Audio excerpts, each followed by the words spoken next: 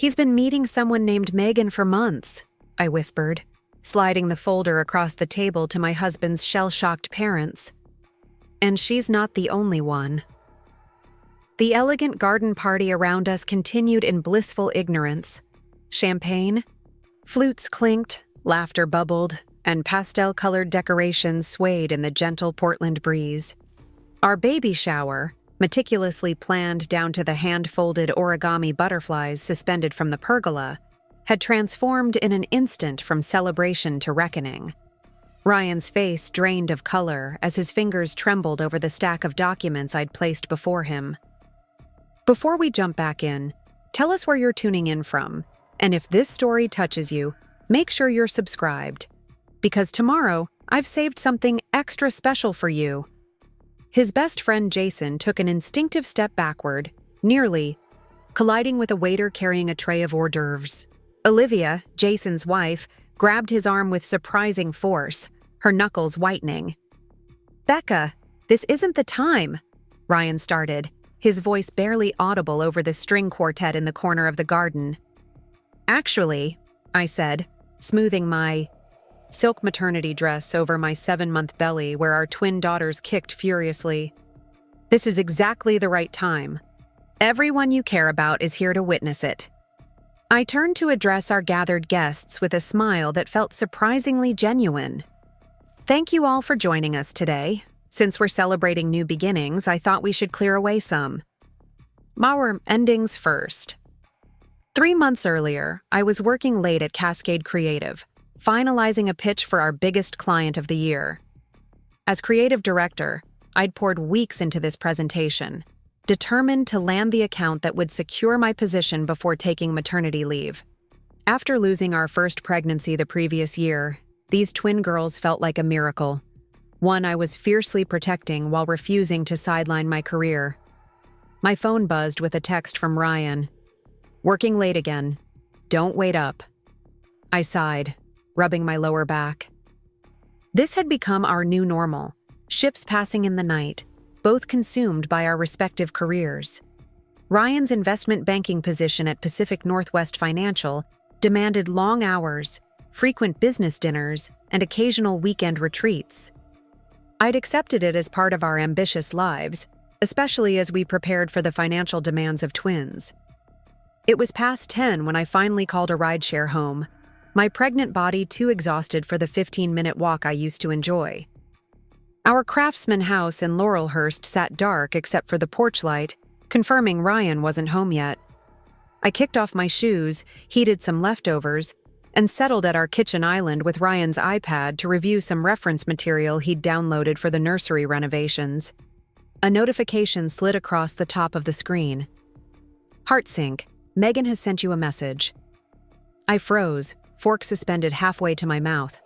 Heartsync, the dating app that had exploded in popularity over the past year, marketed for meaningful connections. The notification disappeared before I could process it fully. Surely there was an explanation. An old account Ryan had forgotten to delete, spam, something innocent. But my stomach knotted as I recalled the increasing late nights, the business, trips that seemed to multiply, the distracted kisses, and the growing distance between us even as my body created new life. With trembling fingers, I tapped the notification center, but nothing appeared. Swallowing hard, I searched for the Heartsync app. Nothing on the home screens. I checked his app library and found it buried in a folder labeled Utilities, tucked between a calculator and a document scanner. The profile loaded. R. Mitch 83, athletic build, 34, finance professional seeking meaningful connections without complications. The profile photo showed Ryan at Cannon Beach, a picture I had taken on our 3rd anniversary trip. His wedding ring had been digitally removed. My heart raced as I scrolled through message threads with multiple women spanning back 5 months, shortly after we'd announced my pregnancy. The most active conversation was with Meg T, exchanging flirtatious messages, dinner plans, and hotel meetups. "Great seeing you at the Nines last night," read a message from 2 days ago. "Same room next Tuesday?" I sat in our kitchen, surrounded by baby books and nursery paint swatches, reading intimate exchanges between my husband and strangers while our daughters kicked inside me. The betrayal was so complete, so calculated, that I felt strangely calm, as if watching someone else's tragedy unfold. The front door opened and I heard Ryan's keys hit the entry table. "Becca, you're still up?" he called, his voice warm with the charming concern that had first attracted me to him 4 years ago at a charity auction. I'd been coordinating the event. He'd been representing his firm's donation. I locked the iPad and slid it aside. "Just finishing some work," I replied evenly. Ryan appeared in the doorway, loosening his tie. Handsome in his tailored suit, the successful investment banker with the perfect life. He crossed the kitchen and pressed a kiss to my temple. "The twins letting you sleep at all?" he asked, hand briefly touching my belly. "They're restless tonight," I said. "Must sense something in the air." "Well, don't stay up too late. You're working too hard." He grabbed a water bottle from the refrigerator. "I'm going to shower and crash. The Anderson merger is killing me." I nodded, watching him climb the stairs to our bedroom. The Anderson merger, the late nights, the business trips. How many of his explanations had been covers for Megan or the others?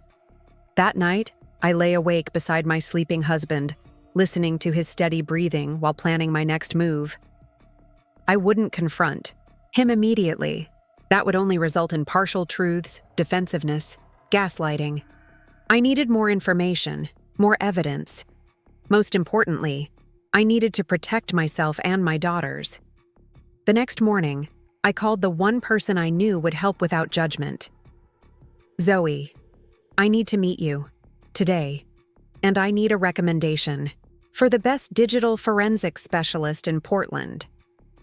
My college roommate and now corporate attorney didn't ask questions over the phone.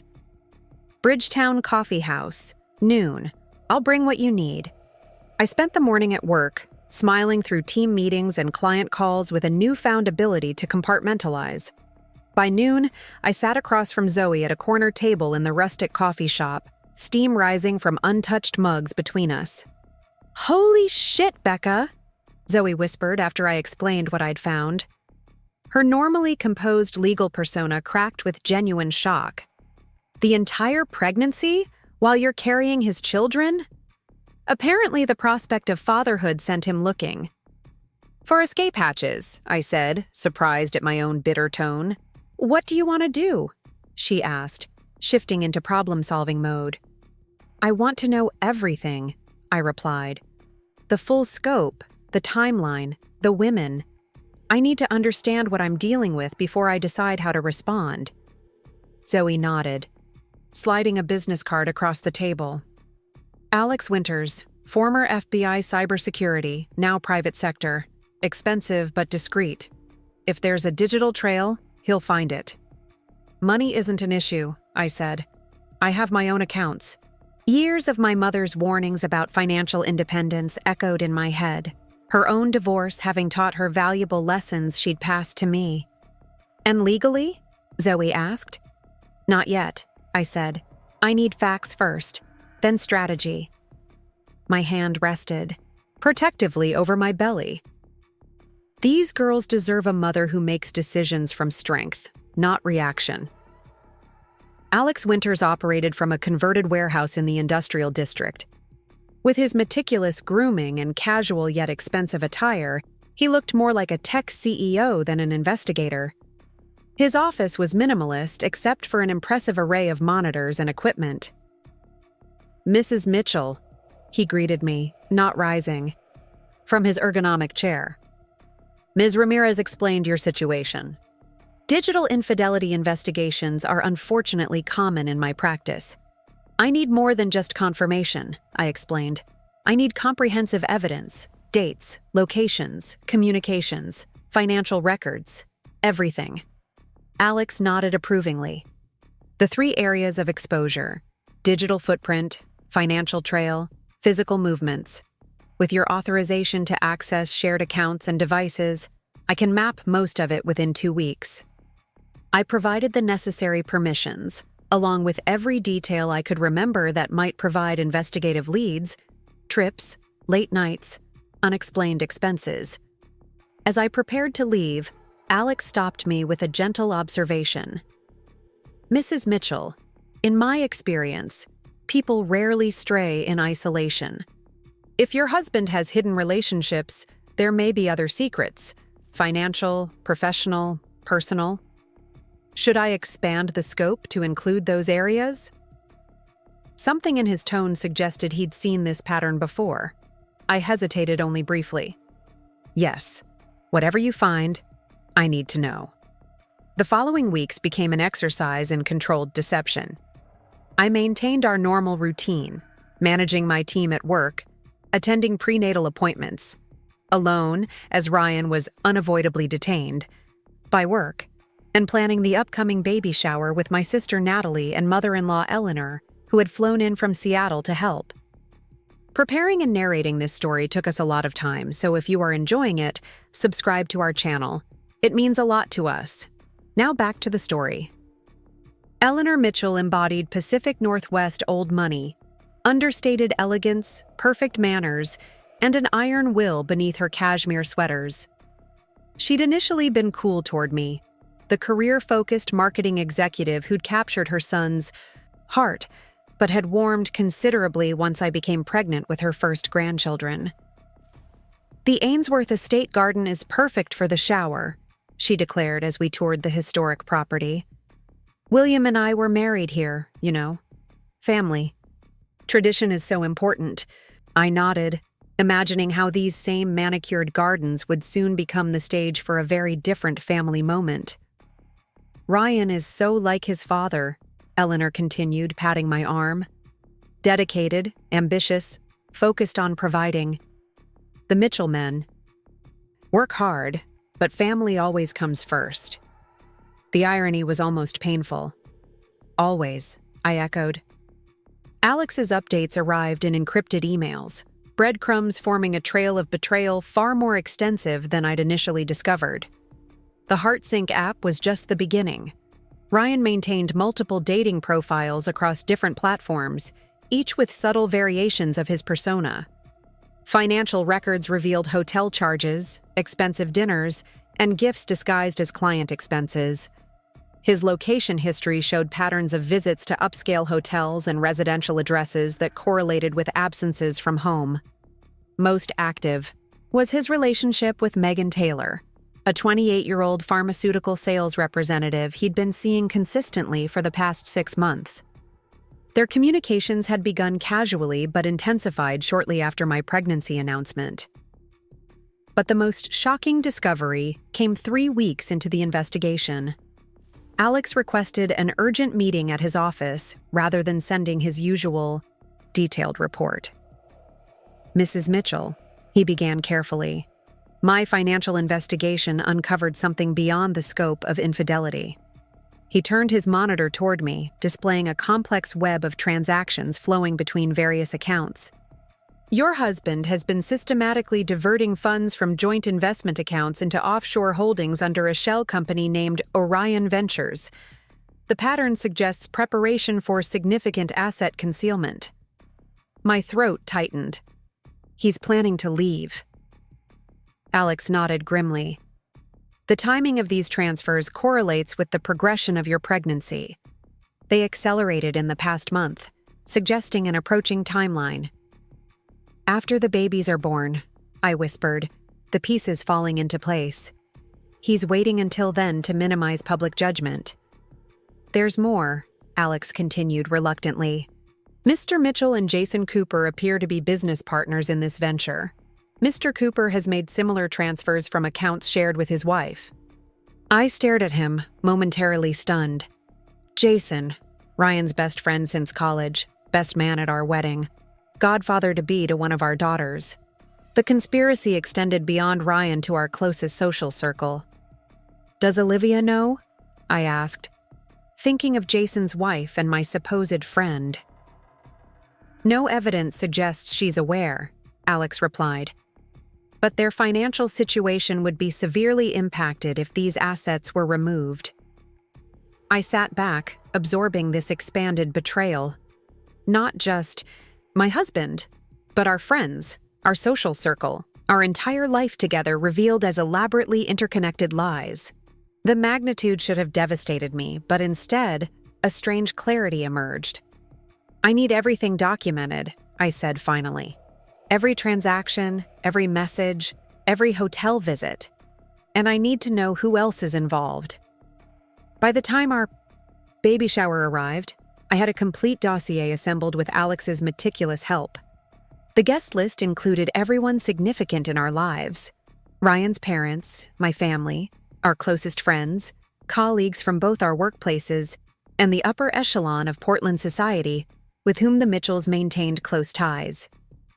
Eleanor had spared no expense, transforming the Ainsworth Estate gardens into a fairy tale setting with floral arrangements in soft pinks and lavenders, crystal champagne flutes for the toasting, and a string quartet playing gentle classical music. Waitstaff circulated with gourmet appetizers while a professional photographer captured candid moments of the celebration. I wore a custom silk maternity dress in pale blue that emphasized my pregnancy while maintaining an elegant silhouette. Ryan stood proudly beside me, the picture of the devoted husband and father-to-be, his hand occasionally resting protectively on my lower back as we greeted guests. "You look beautiful," he whispered during a brief moment alone, kissing my cheek for the benefit of nearby observers. I smiled up at him, wondering if he detected anything unusual in my expression. "Thank you for being here. I know how busy you've been with the Anderson merger." Something flickered across his face, perhaps recognition of the specific excuse he'd used frequently, but his practiced smile never faltered. "I wouldn't miss this for anything. These girls and you are everything to me." The celebration proceeded. According to Eleanor's carefully orchestrated timeline, welcome drinks, games celebrating parenthood, a catered lunch, and now the moment for opening gifts before dessert. Guests gathered around the gift table beneath the pergola, champagne flutes refreshed for toasting the soon-to-arrive twins. William Mitchell, patriarch of the family and spitting image of what Ryan would become in 30 years, stood to propose a toast. Distinguished in his tailored blazer, silver hair perfectly groomed, he raised his glass.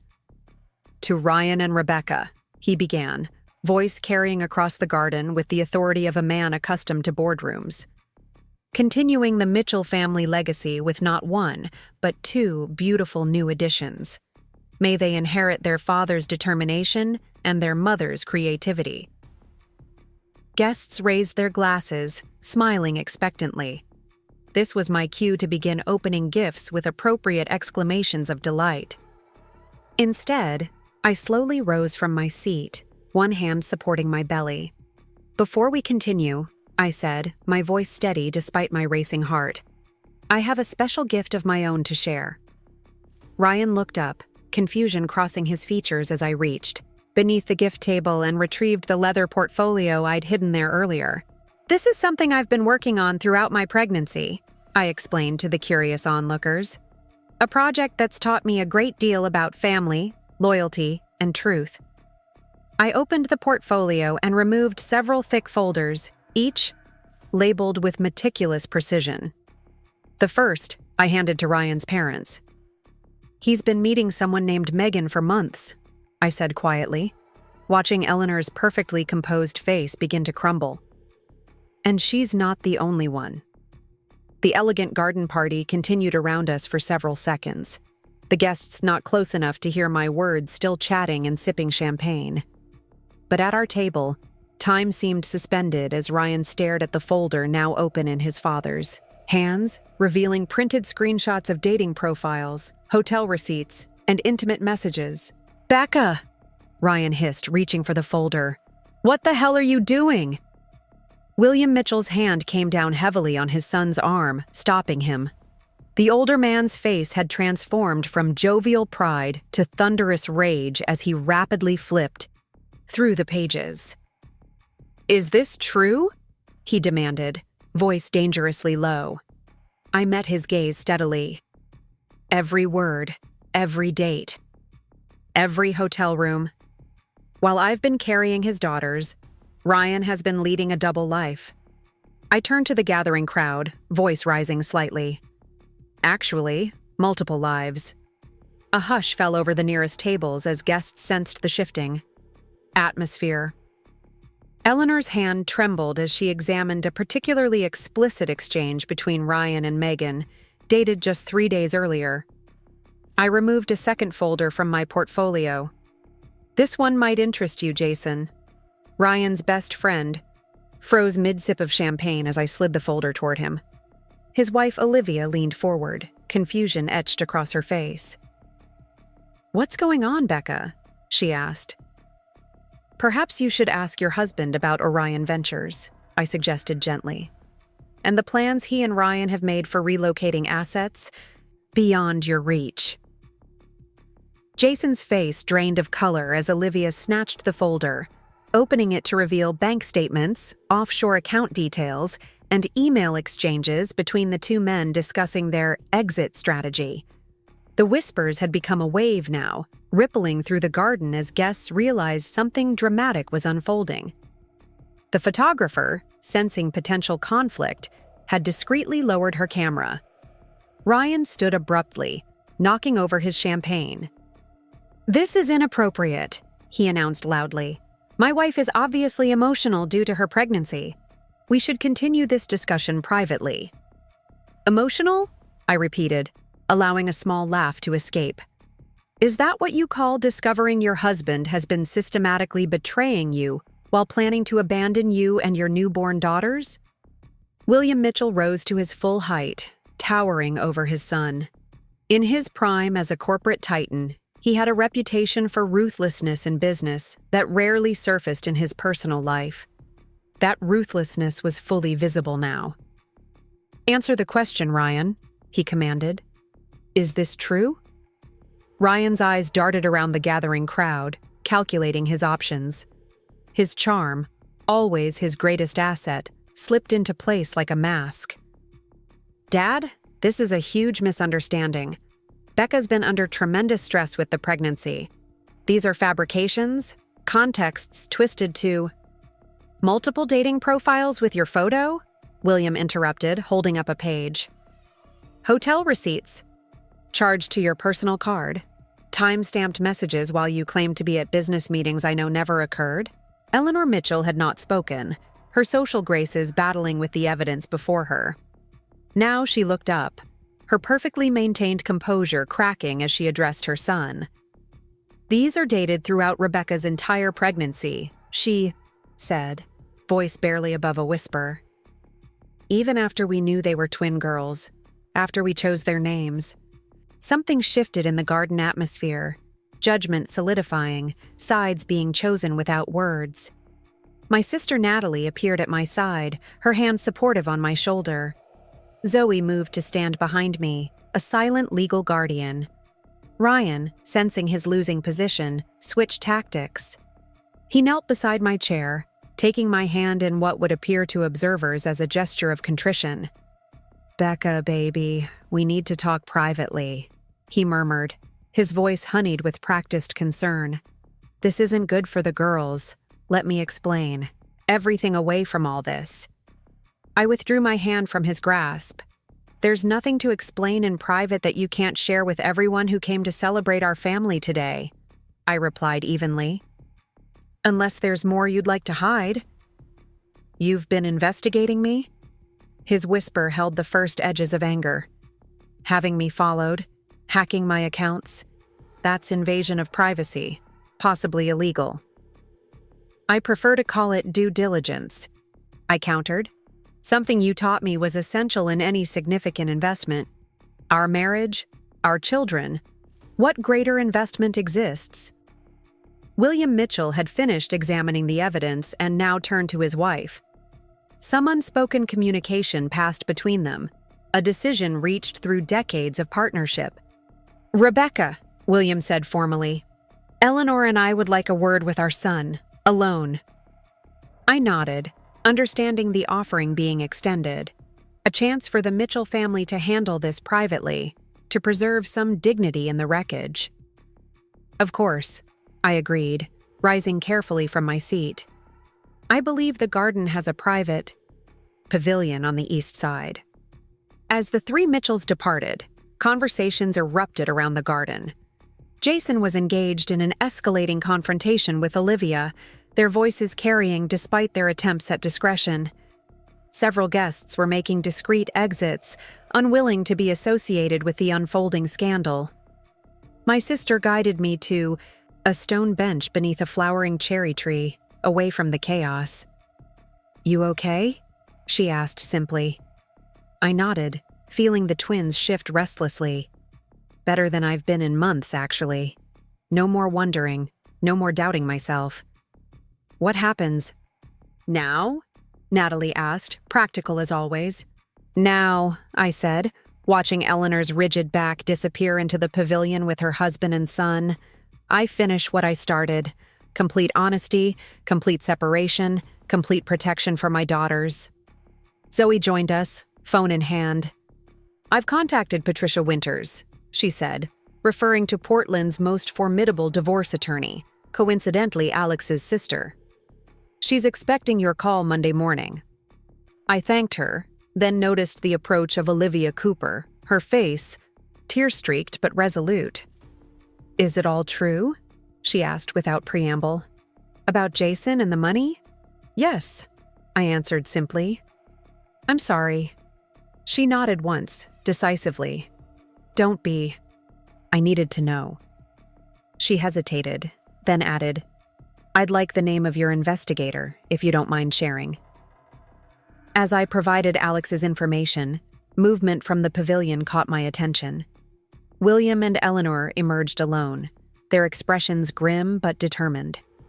They crossed the garden directly toward me, passing curious onlookers with the practiced dignity of people accustomed to public scrutiny. William reached me first, extending his hand formally.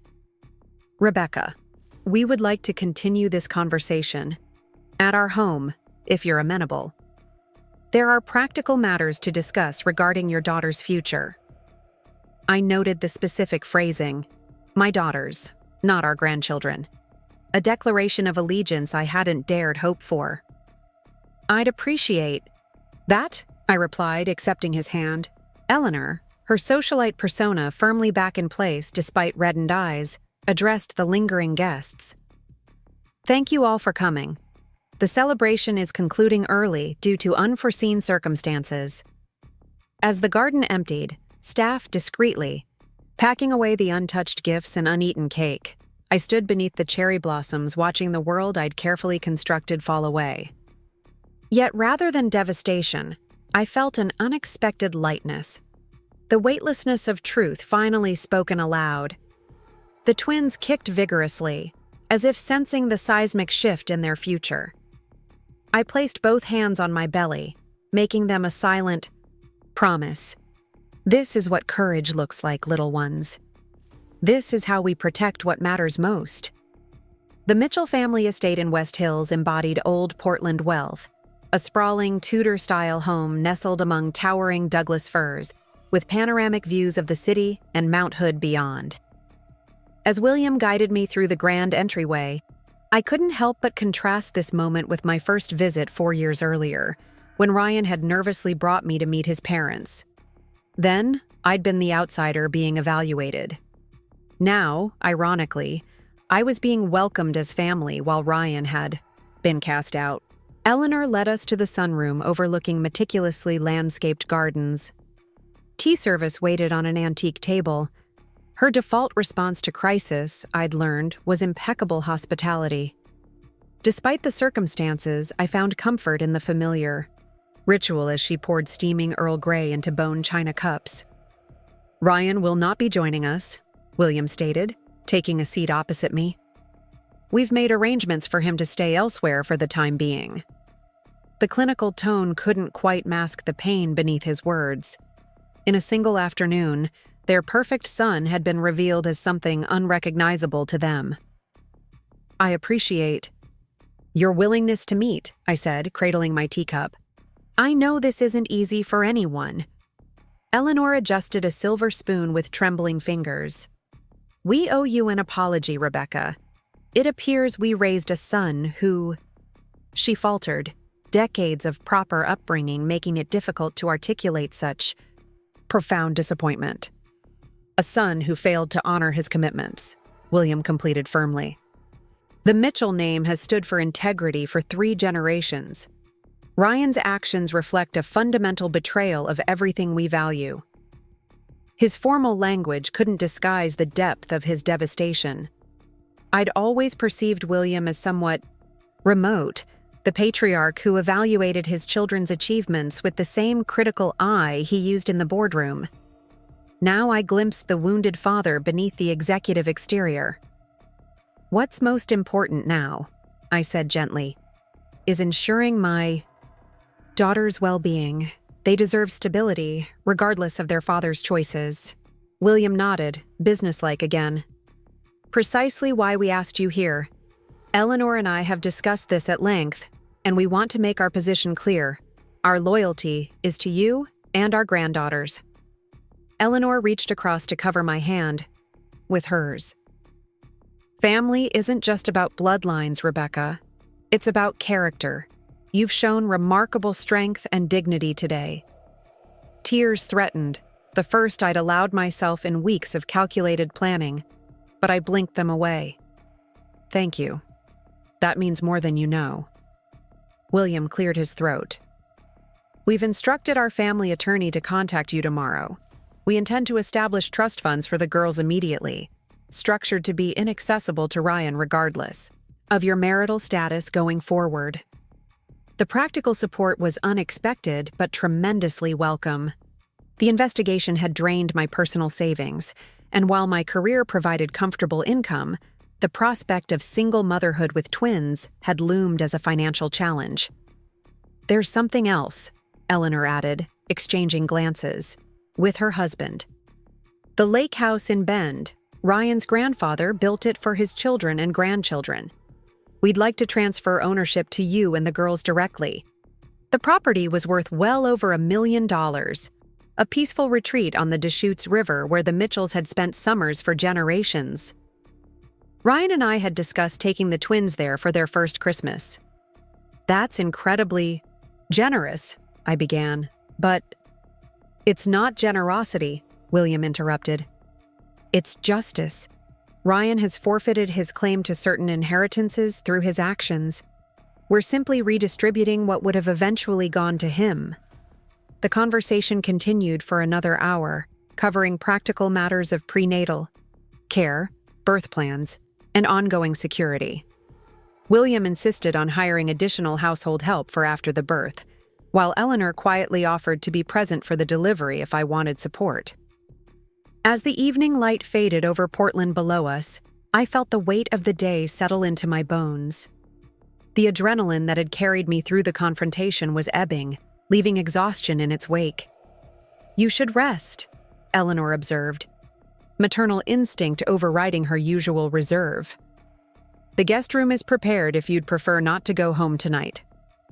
The thought of returning to the house I shared with Ryan, now filled with the ghosts of his deceptions, was suddenly overwhelming. "Thank you, I think that would be best." As Eleanor led me upstairs, William made a final call to the security company that monitored their property, arranging for someone to collect necessities from my home. The swift reorganization of logistics around me, the Mitchell family circling, wagons to protect their own, was both comforting and surreal. The guest suite was a sanctuary of neutral tones and plush comforts. After Eleanor bid me goodnight, I sank onto the window seat overlooking the twinkling city lights below. For the first time since discovering Ryan's betrayal, I allowed myself to fully feel everything I'd suppressed during weeks of investigation and planning. Grief came first, not just for the marriage I'd lost, but for the future I'd envisioned. The family holidays, the parenting partnership, the shared joy of watching our daughters grow. Then anger, burning hot and cleansing, at Ryan's calculated deception while I carried his children. Finally, underneath it all, fear of the unknown path ahead, of raising 2 daughters alone, of the battles surely yet to come. I placed both hands on my swollen belly, feeling the reassuring movements within. It's just us now, I whispered to my daughters.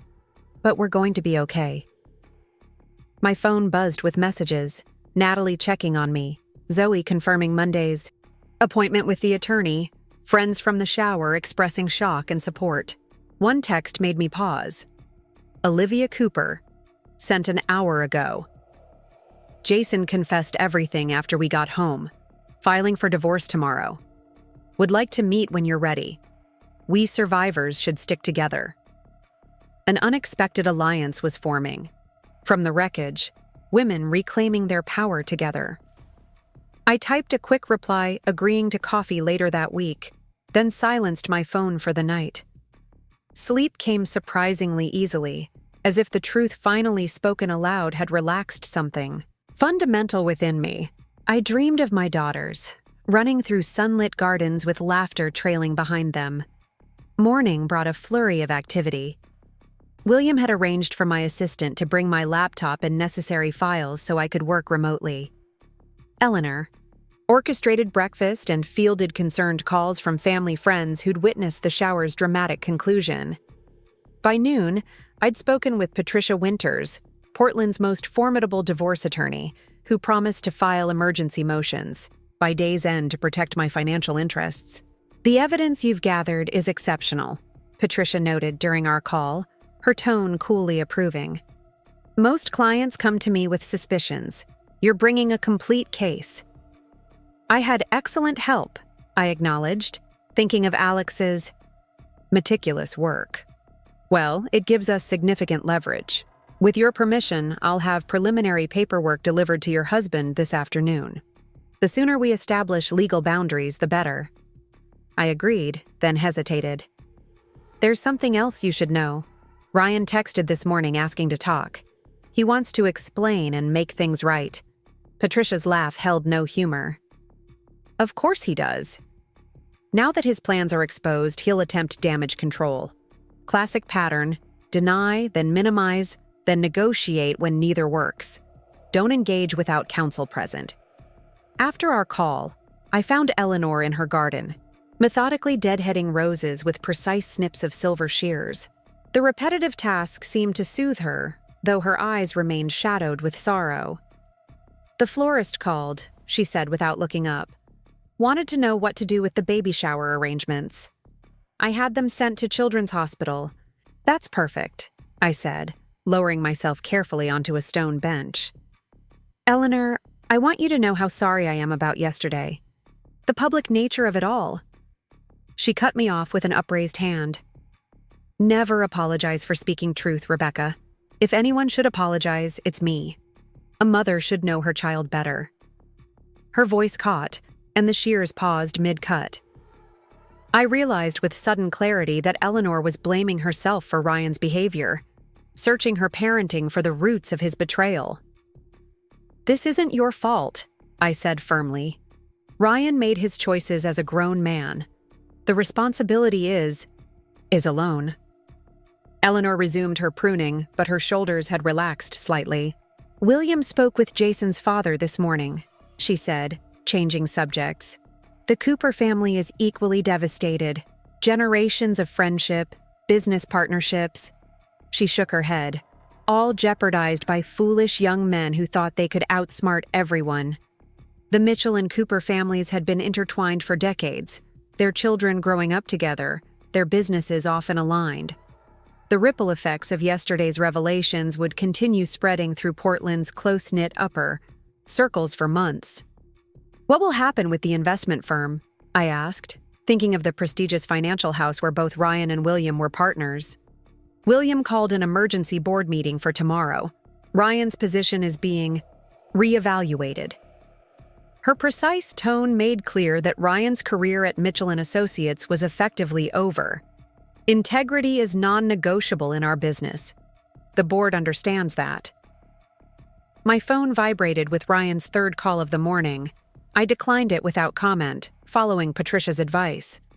Moments later, a text appeared. Becca, please, I'm outside your parents' house. They say you're not there. Just talk to me. This is all a terrible misunderstanding. I showed Eleanor the message, concerned that Ryan might escalate his attempts to reach me. "He doesn't know you're here," she observed. "Good. William has already spoken with our security team. Ryan's access codes have been deactivated. The calm efficiency with which the Mitchells had excised their son from their lives was both impressive and heartbreaking. I wondered if Ryan had anticipated this absolute rejection, if he'd considered that his parents might choose moral principle over blood loyalty. "I should probably return home eventually," I said reluctantly. "I can't hide forever." Eleanor nodded. "Of course, but not alone. William has arranged for a security consultant to meet us there this afternoon to change locks and install additional monitoring systems. And I believe your sister mentioned staying with you for a few days?" The coordinated support surrounding me was overwhelming after weeks of solitary investigation and planning. For the first time since discovering Ryan's betrayal, I allowed myself to believe that my daughters and I might emerge from this crisis not just intact, but stronger. That afternoon, a small convoy departed the Mitchell estate for my Laurelhurst home, William's Mercedes leading, my car, retrieved by their housekeeper's son, following, and a discreet security vehicle bringing up the rear. As we turned onto my street, I immediately spotted Ryan's BMW parked half a block away. "He's here," I said tensely as William helped me from the car. William's expression hardened. "Stay in the vehicle. I'll handle this." "No," I countered, squaring my shoulders. "This is my home. I won't start hiding now." Ryan emerged from his car as we approached the front walk, his appearance shockingly disheveled for a man who normally spent 40 minutes on his morning grooming routine. Unshaven, wearing yesterday's wrinkled shirt, he looked nothing like the polished investment banker who commanded respect in boardrooms. "Becca," he called, starting toward us, then faltering as he registered his father's presence. "Dad? What are you doing here?" "Ensuring Rebecca's well-being," William replied coldly. "Something you evidently failed to prioritize."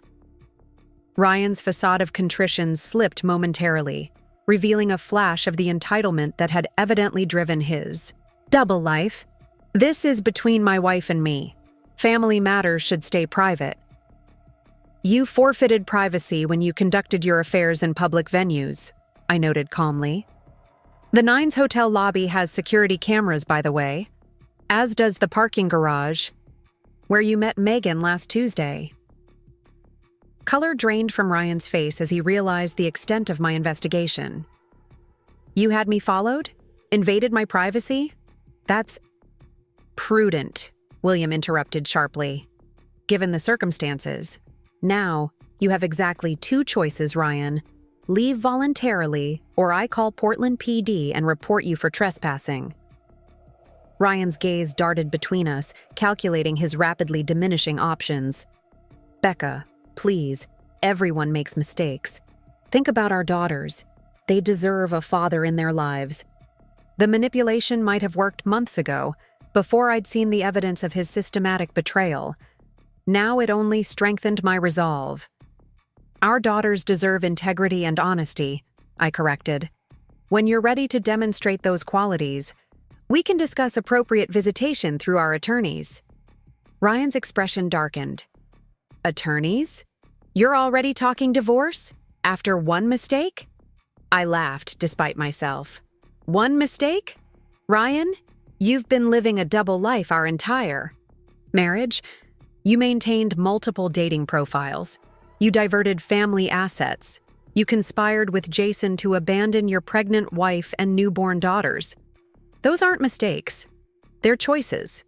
Deliberate, calculated choices." The security consultant had emerged from the third vehicle now, a former military officer named Marcus, whose imposing presence added silent weight to our position. Ryan noted his arrival with visible anxiety.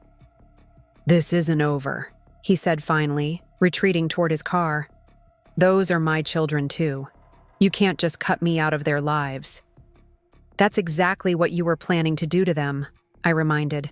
him quietly. The difference is I'll ensure they have financial support and appropriate relationships with extended family. More consideration than you showed when transferring funds offshore. Ryan flinched as if struck. His last defense, self-righteous indignation, crumbled visibly as he recognized the comprehensive nature of my evidence. Without another word, he returned to his BMW and drove away, tires screeching slightly on the quiet residential street. William placed a supportive hand on my shoulder. Well handled. Inside, my home felt simultaneously familiar and foreign. The carefully chosen furnishings, the half-completed nursery, Ryan's possessions intermingled with mine. I moved through the rooms with growing determination, mentally reclaiming each space. Marcus efficiently changed exterior locks while explaining the new security system being installed. My sister Natalie arrived with groceries and overnight bags, ready for an extended stay. William conducted business calls from the kitchen counter, occasionally consulting me about financial arrangements being made. By evening, my sanctuary had been secured, my support system established, and the first legal documents delivered to Ryan via courier. The following days established new patterns. I worked remotely, completing critical projects before my maternity leave began. Natalie coordinated deliveries of necessities for the twins, reorganizing the nursery with relentless efficiency. Zoe brought legal documents for review, translating Patricia's strategies into layperson's terms. Eleanor appeared daily with home-cooked meals, her practical support a healing balm for us both. 1 week after the baby shower, I met Olivia Cooper at a quiet cafe far from our usual social haunts. She arrived looking both diminished and strengthened, designer sunglasses concealing, eyes reddened from crying, but spine straight with newfound resolve. "I filed for divorce on Monday," she announced without preamble, sliding into the booth across from me. "Jason's been locked out of our accounts. My brother's a forensic accountant. He's already tracking the missing funds." I nodded approvingly. Patricia Winters has frozen everything Ryan touched. The offshore accounts are proving tricky, but she's confident. "Did you know," Olivia asked, stirring her untouched coffee, "that they had an apartment rented in Denver, fully furnished? They were planning to disappear after your delivery, claim business opportunities required relocation, then gradually distance themselves from both family obligations." The confirmation of their exit strategy sent a chill through me despite the cafe's warmth. "How far along was the plan?" "Airline tickets purchased for January 15th, 3 months from now." Olivia's laugh held no humor. "Enough time for you to recover from childbirth before they vanished. Jason actually had the nerve to call it considerate timing." We shared a moment of silent solidarity, 2 women processing similar betrayals from men who'd claimed to love us. Then, Olivia reached into her designer tote and extracted a thumb drive. "This contains everything my brother found," she said, sliding it across the table. "Jason's emails, financial records, Denver property details, things Alex might have missed. I thought it might help your case." I accepted the drive with sincere gratitude. "And yours as well. Patricia suggested our legal teams coordinate to strengthen both positions." Olivia nodded, then hesitated. "There's something else, something I'm not proud of." She drew a deep breath. "I knew something was wrong. For months. Jason was distracted, secretive about his phone, working late, with unusual frequency. I suspected an affair, but I ignored the signs because the alternative was too painful to consider," I finished gently. Tears spilled over her designer sunglasses. I convinced myself I was being paranoid, that my inability to have children was making me insecure. Meanwhile, he was planning to abandon me. I reached across the table to grasp her trembling hand. "We believe what we need to believe until we're ready for the truth." "How did you do it?" she asked, genuine admiration in her voice. "Investigate so thoroughly without breaking down?" Confront them so publicly without losing control? I considered the question carefully. I think, once I knew who Ryan really was, I stopped caring about his opinion of me. That was incredibly freeing. Our conversation continued for hours, evolving from shared grievances to practical survival strategies to tentative plans for rebuilding our lives. By the time we parted with a hug on the sidewalk, something new had formed between us. A friendship based not on our husbands' connections, but on our own resilience. As I drove home, I reflected on how fundamentally my social landscape had transformed in just 10 days. Relationships. I'd thought peripheral. Eleanor, Olivia, colleagues at work, had moved to the center, while the marriage I'd believed unshakable had dissolved like mist. The realignment felt right somehow, as if the universe had corrected a fundamental imbalance. My phone rang through the car's Bluetooth system, an unfamiliar number with a Seattle area code. Rebecca Mitchell, I answered professionally. Mrs. Mitchell, this is Samantha Reeves from Northwest Regional Hospital in Seattle. The woman's voice was professionally compassionate. I'm calling because you're listed as the emergency contact for Megan Taylor. My hands tightened on the steering wheel. I believe there's been a mistake. I don't know a Megan Taylor. A pause, followed by keyboard clicking. My apologies for the confusion.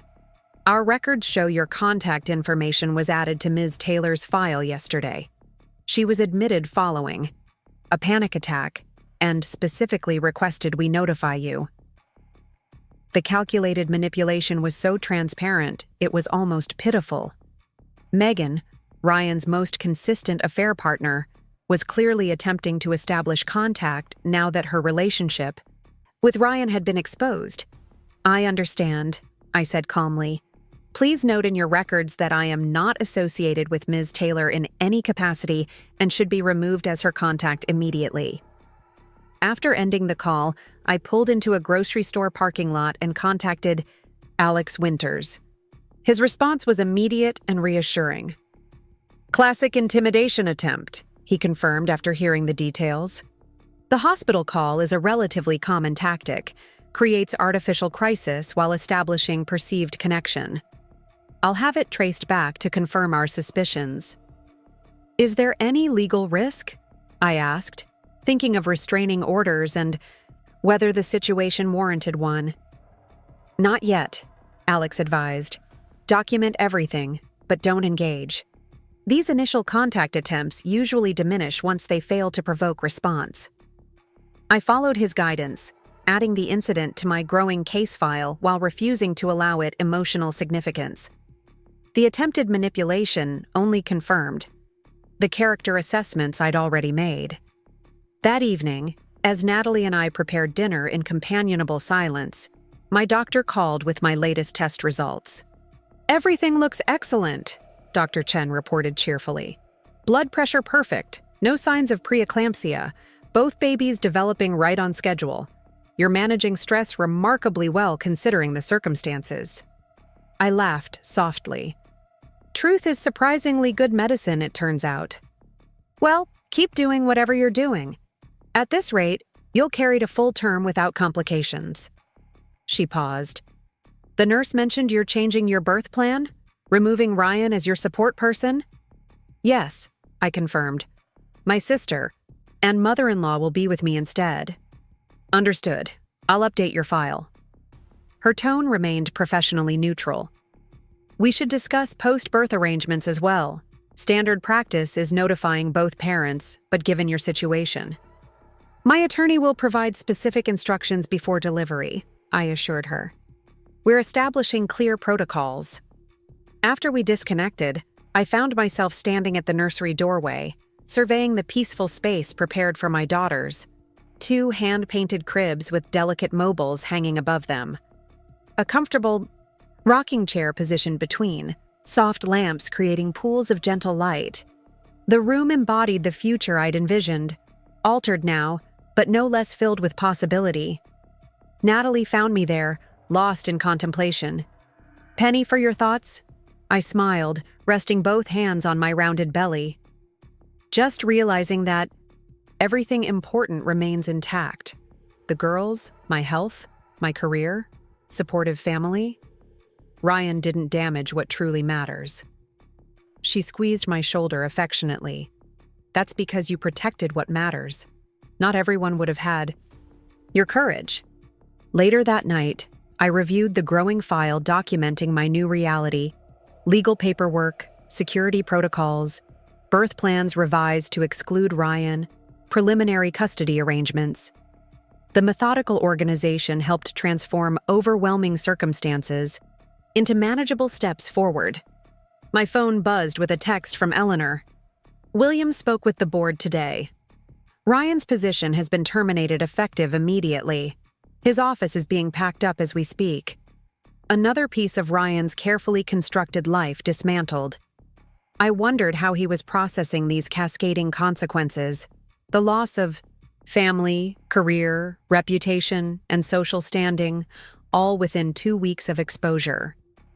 The man who'd planned to discard his responsibilities was instead being systematically cut from the life he'd taken for granted. A knock at the front door interrupted my thoughts.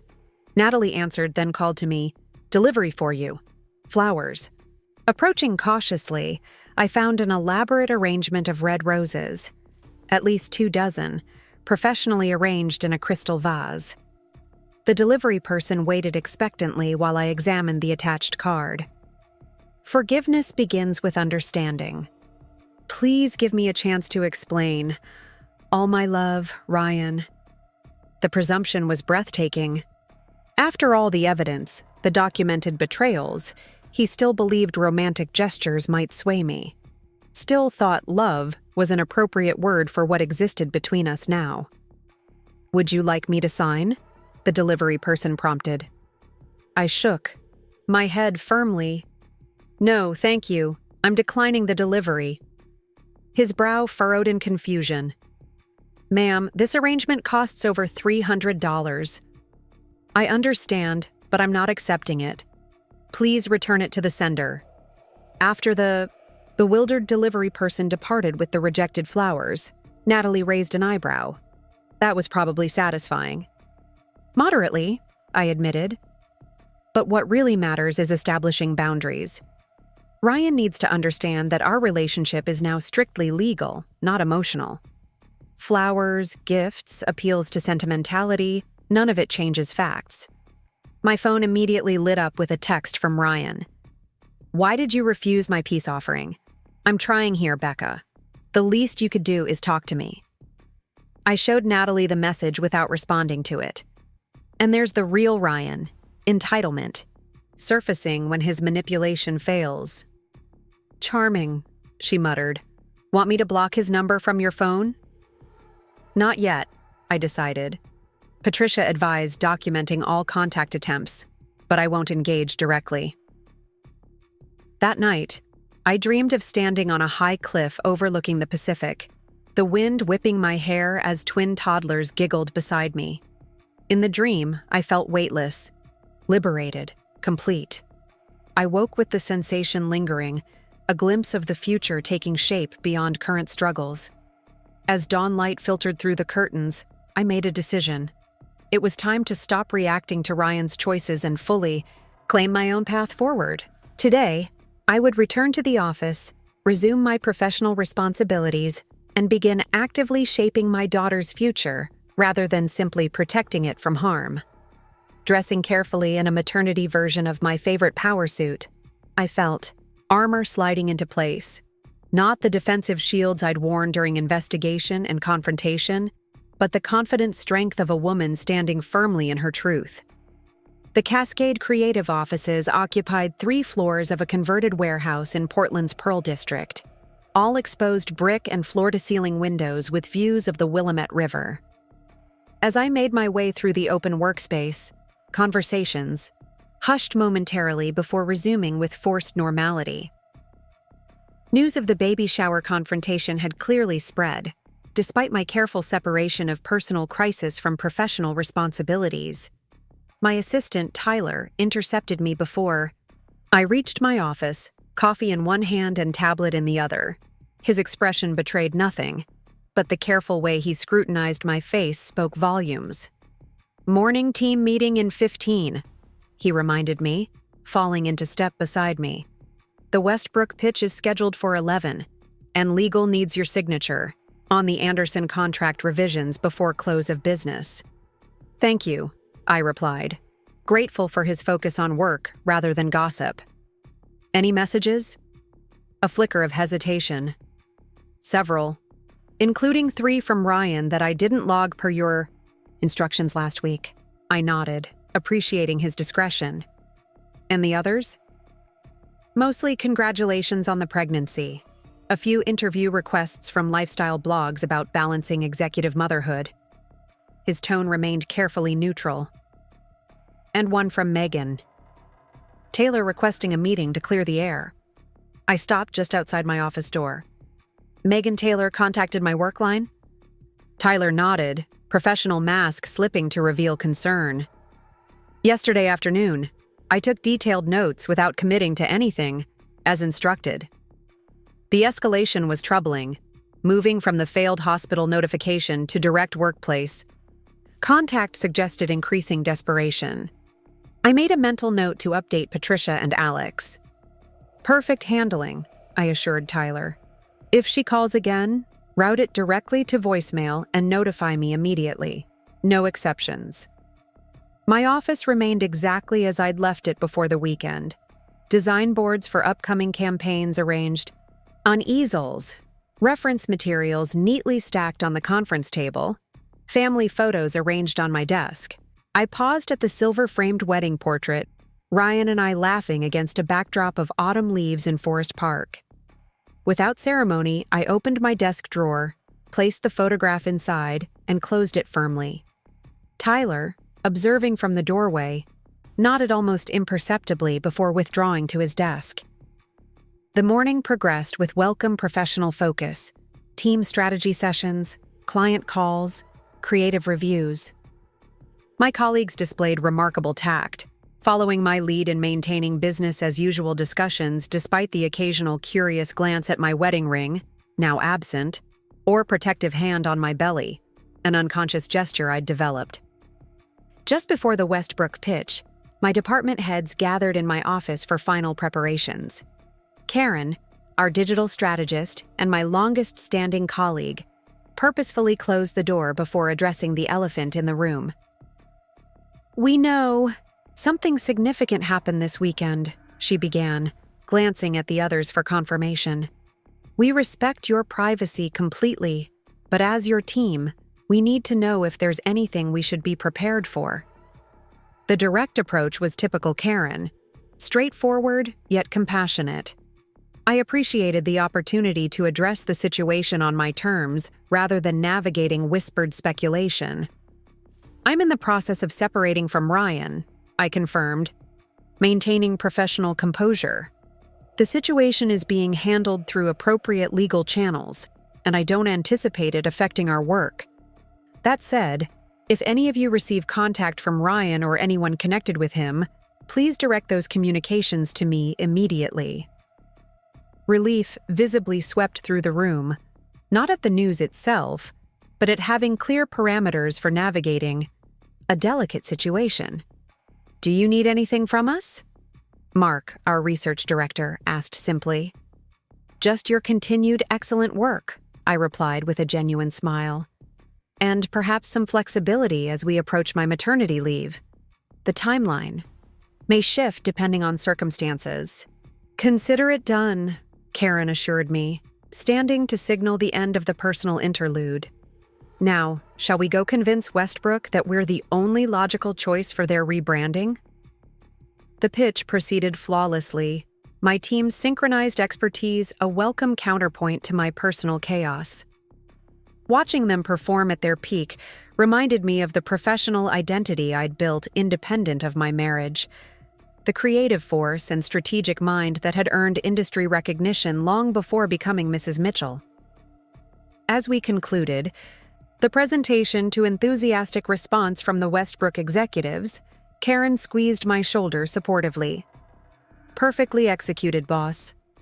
Couldn't have done it without this team, I acknowledged sincerely. Returning to my office, I found an email from Patricia Winters with preliminary divorce filing documents attached for review. The clinical language transforming my marriage into legal terminology was simultaneously jarring and relieving, irreconcilable differences barely scratching the surface of Ryan's betrayals, yet sufficient for legal purposes.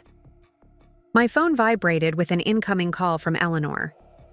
"Rebecca, dear, how are you feeling today?" Her voice carried the practiced calm of someone determined to maintain normalcy amid crisis. "Surprisingly good," I answered truthfully. "Being back at work has been grounding." "Wonderful. I've been speaking with my interior designer about converting the guest suite to a proper nursery at our home."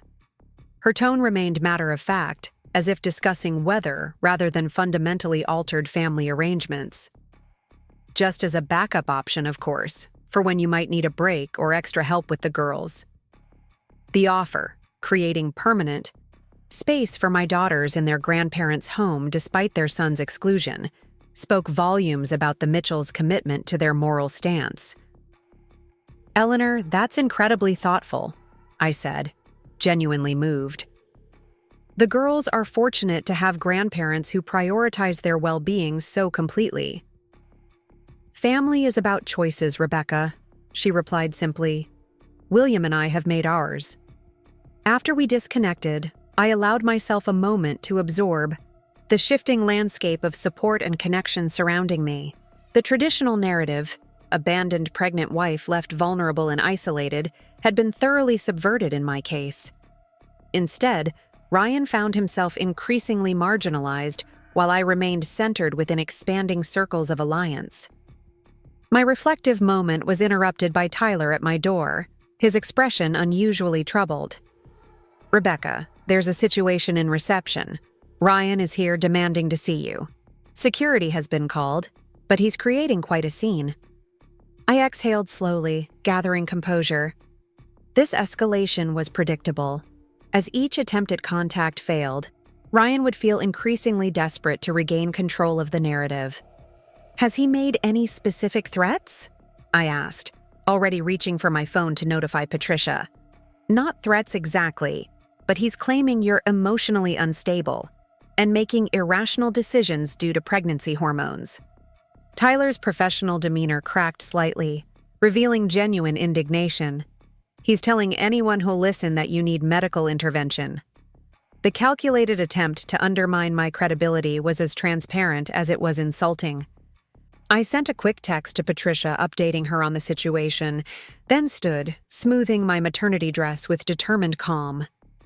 "I'll handle this," I said, gathering my tablet and phone.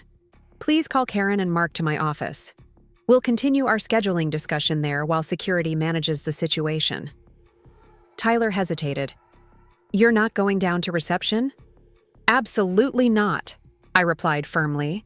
"Engaging directly is exactly what Ryan wants. An audience, a confrontation, evidence of emotional reaction he can later characterize as instability.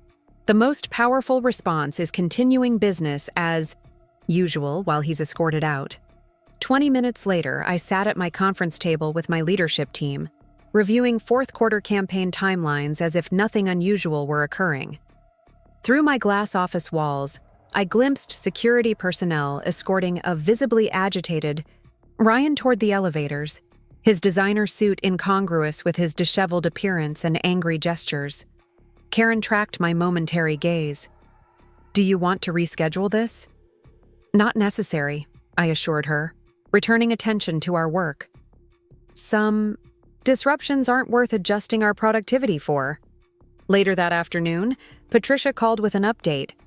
"That little stunt at your office was ill-advised," she noted with professional satisfaction. "We've documented it for the court as evidence of harassment. Also, Judge Michaels has granted our emergency petition to freeze all remaining joint assets pending further review." "Has Ryan been served with the divorce papers yet?" I asked, checking the time. The filings had been prepared with remarkable speed. "Courier should be delivering them within the hour," Patricia confirmed. I've also filed a workplace protection order prohibiting him from entering Cascade Creative premises. Given today's behavior, approval should be automatic. The swift legal responses created necessary boundaries, but I remained concerned about Ryan's escalating tactics. What should I expect next? Patricia's sigh carried years of experience with similar cases. Based on typical patterns, he'll likely oscillate between attempts at reconciliation and retribution. The smart ones eventually realize their best option is quiet negotiation, but it often takes several cycles of increasingly desperate measures before that rationality emerges.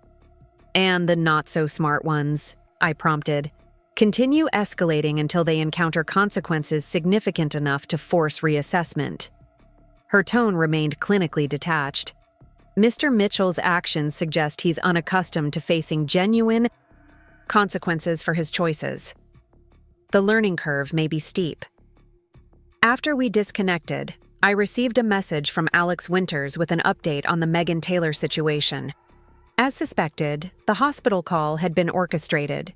She'd added my contact information herself during admission for what hospital staff confirmed was a minor anxiety episode, rather than a genuine medical emergency. More concerning, Alex's team had documented 3 instances of Megan's vehicle parked near my home in the past week, suggesting surveillance. The information was sufficient for a preliminary restraining order, which Alex recommended filing immediately. I forwarded his report to Patricia with authorization to proceed, then found myself staring out my office window at Portland's skyline as afternoon light transformed glass towers into blazing gold. The beauty provided momentary respite from the increasingly complicated web of legal protections becoming necessary in the wake of Ryan's exposure. My contemplation was interrupted by an incoming call from a number I didn't recognize.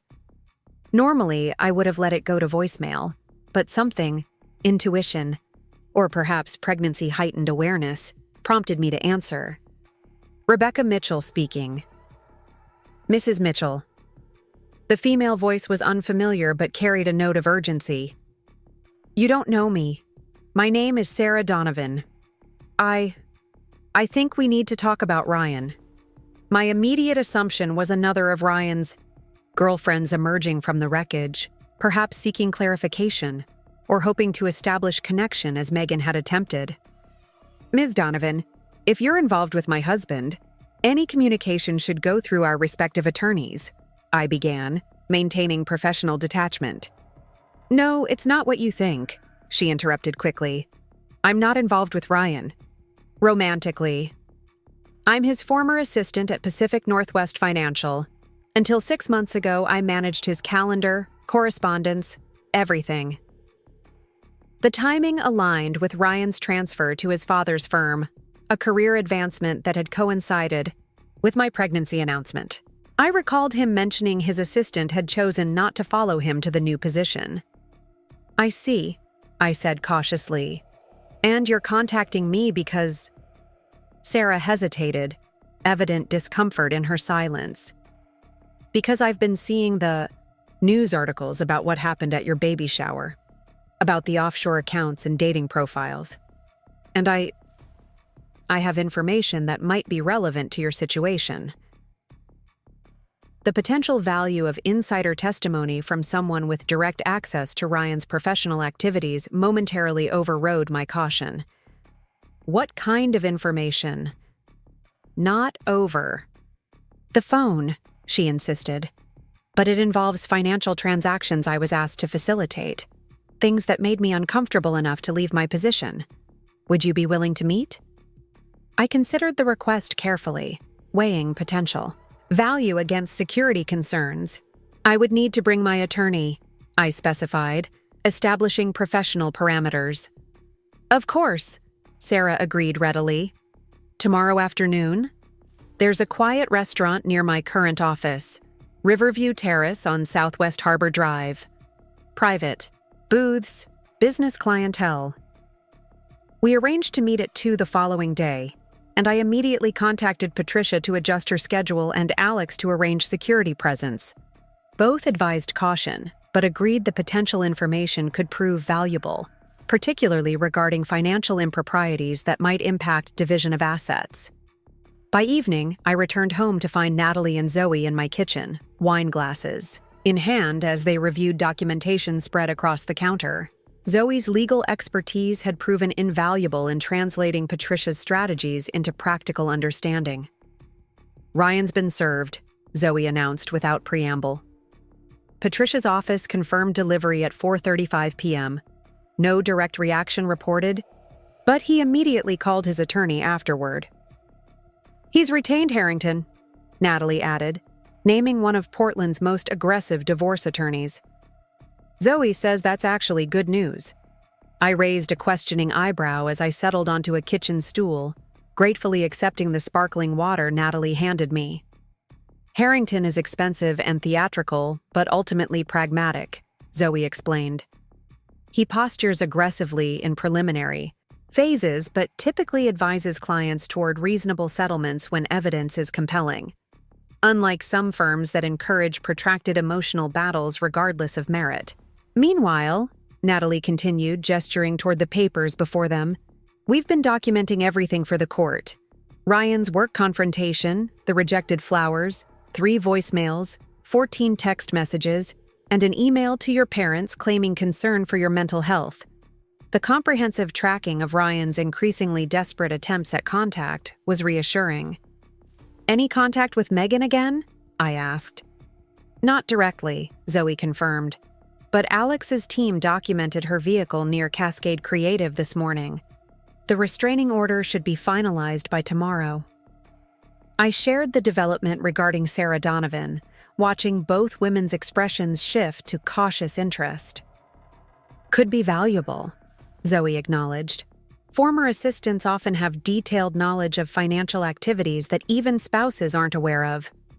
Smart move having Patricia attend with you." "And security," Natalie insisted. "This could be legitimate, but it could also be another manipulation attempt. We can't be too careful." The doorbell interrupted our discussion. Natalie checked the security camera feed on her phone before relaxing. "It's Eleanor with dinner, right on schedule." Eleanor had established a routine of evening visits, ostensibly to deliver home-cooked meals, but equally to provide companionship during a challenging time. The consistency of her support continued to surprise me, given her son's central role in creating the situation. As she arranged containers of food on the counter, Eleanor maintained cheerful commentary about neighborhood landscaping and upcoming charity events, deliberate normalcy that we all recognized as therapeutic. "William spoke with Ryan's attorney today," she mentioned casually while serving roasted vegetables onto plates. "Apparently, they're attempting to characterize the baby shower as a publicity stunt, orchestrated to damage Ryan's reputation."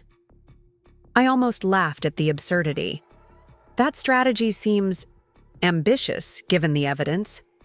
"Indeed," Eleanor agreed, her refined features betraying only the slightest tightening. "William found it rather desperate. He made our position quite clear regarding the trust funds and property transfers." As we settled around the dining table, I found myself reflecting on the strange new family configuration forming around me.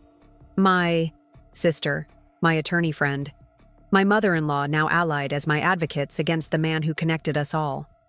The traditional battle lines of divorce had been thoroughly redrawn. "I met with Dr. Chen today," Eleanor mentioned between bites. "Lovely woman, very thorough about the birth plan adaptations.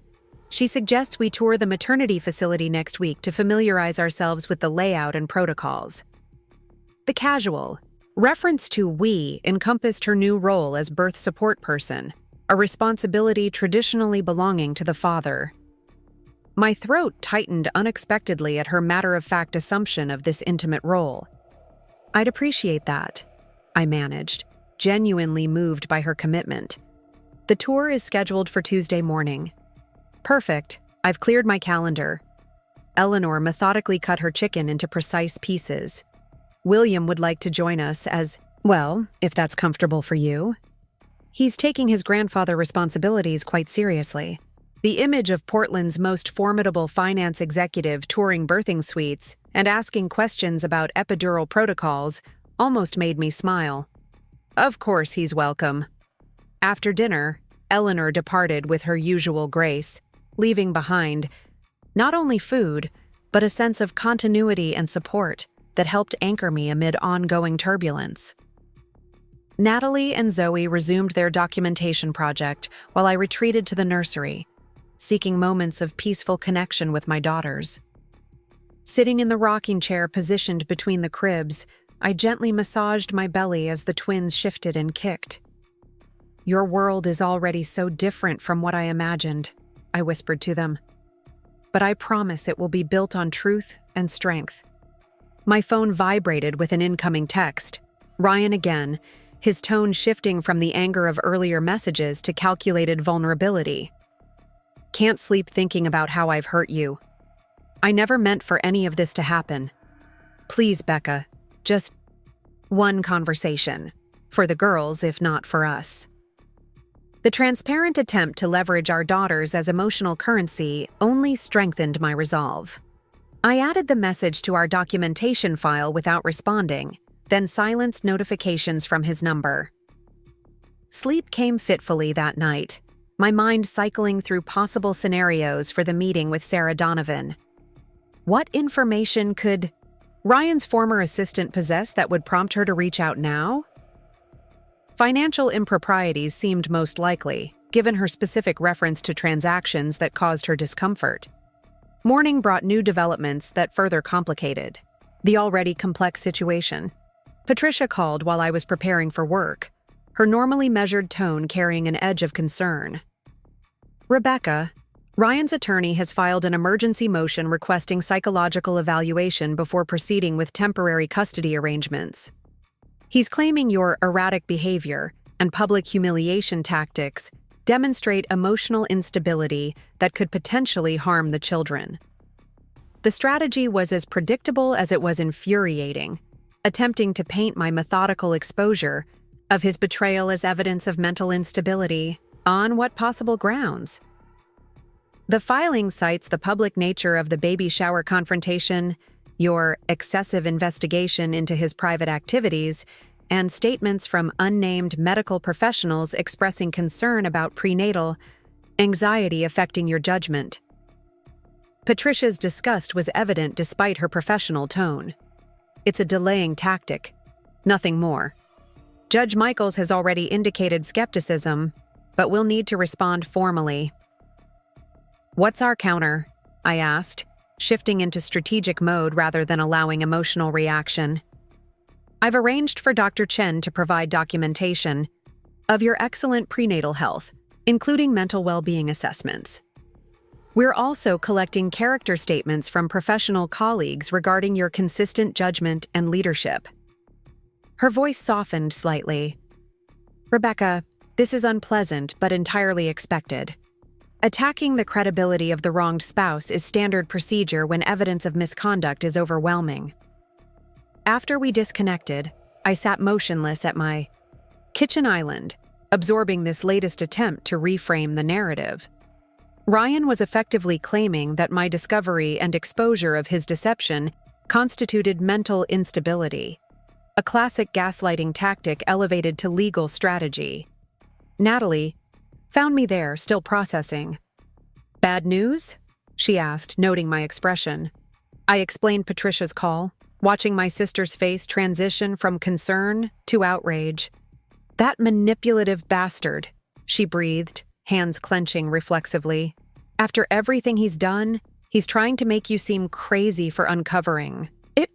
It's desperation," I said, finding clarity through articulation. "He has no defense against the evidence, so he's attacking the messenger instead." "What do you need from me?"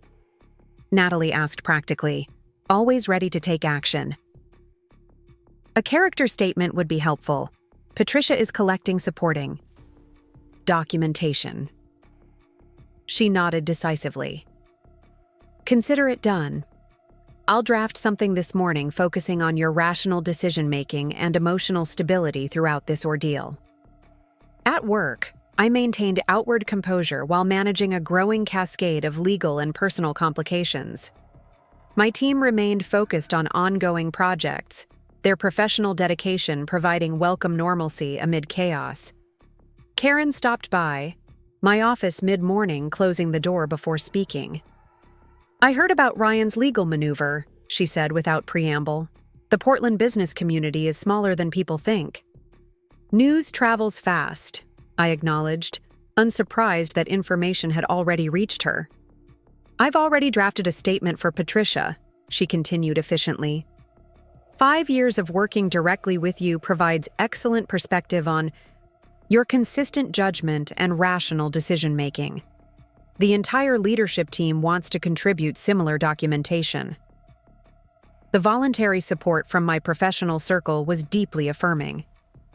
"Thank you. That will be tremendously helpful." "There's something else," Karen added, hesitating uncharacteristically. "The Westbrook team called this morning. They've awarded us the contract." The unexpected positive development momentarily lifted the weight of personal complications. "That's fantastic news.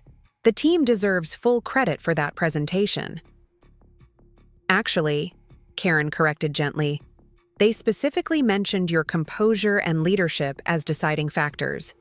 Apparently, news of yesterday's incident reached them, and they were impressed by your professional handling of a difficult personal situation." She smiled slightly. "Not exactly how we typically win accounts, but I'll take it." The irony wasn't lost on me. Ryan's attempt to create workplace drama had inadvertently contributed to a major professional success. The universe occasionally delivered perfect symmetry. By early afternoon, I left the office to meet Patricia at her downtown firm before proceeding to the restaurant where Sarah Donovan awaited. Patricia's corner office projected exactly the image she cultivated: understated power, meticulous organization, and formidable competence. "Our response to Ryan's motion is ready for filing," she informed me, indicating a substantial document. On her desk, 27 character statements, medical documentation, and a rather pointed counter-motion suggesting his attempts to question your stability constitute harassment and potentially indicate his own psychological issues with accepting responsibility. The comprehensive response reassured me that Ryan's tactic would likely backfire, creating more damaging evidence of manipulative behavior rather than achieving his intended outcome. "What's your assessment of this meeting with the former assistant?" Patricia asked as we gathered our materials. "Legitimate whistleblower or potential setup?" "Impossible to know yet," I admitted. But Alex's team verified she actually worked for Ryan at Pacific Northwest Financial until his transfer to Mitchell and Associates. Her resignation timing matches her story. Patricia nodded thoughtfully. "That establishes baseline credibility, but we'll proceed cautiously. I'll lead the questioning to maintain professional distance. If it appears legitimate, we can explore further. If not, we'll conclude politely and depart."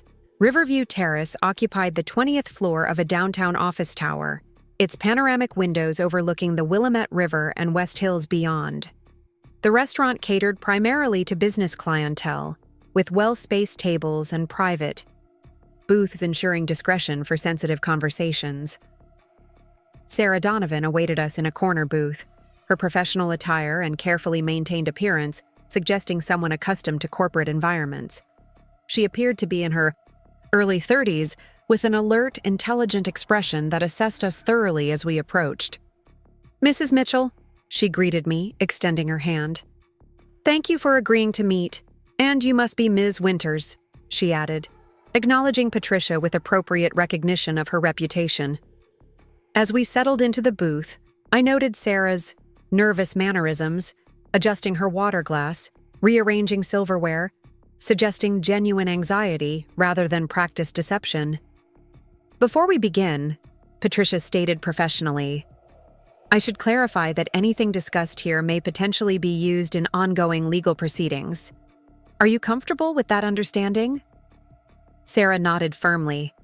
"That's precisely why I reached out. Some things shouldn't remain hidden, especially when children are involved." The direct reference to my pregnancy suggested personal rather than merely professional motivation. I studied her more carefully, searching for clues to her underlying purpose. "Ms. Donovan," I began cautiously, "you mentioned facilitating transactions that made you uncomfortable. Could you elaborate?" Sarah glanced around, confirming our privacy before reaching into her leather portfolio. "I managed Ryan's schedule and correspondence for 3 years at Pacific Northwest Financial. During that time, I observed patterns that initially seemed merely unethical, but eventually crossed into potentially illegal territory." She extracted a thumb drive and several printed documents, placing them carefully on the table between us. "Last year, Ryan began routing client investments through shell companies before they reached their intended destinations.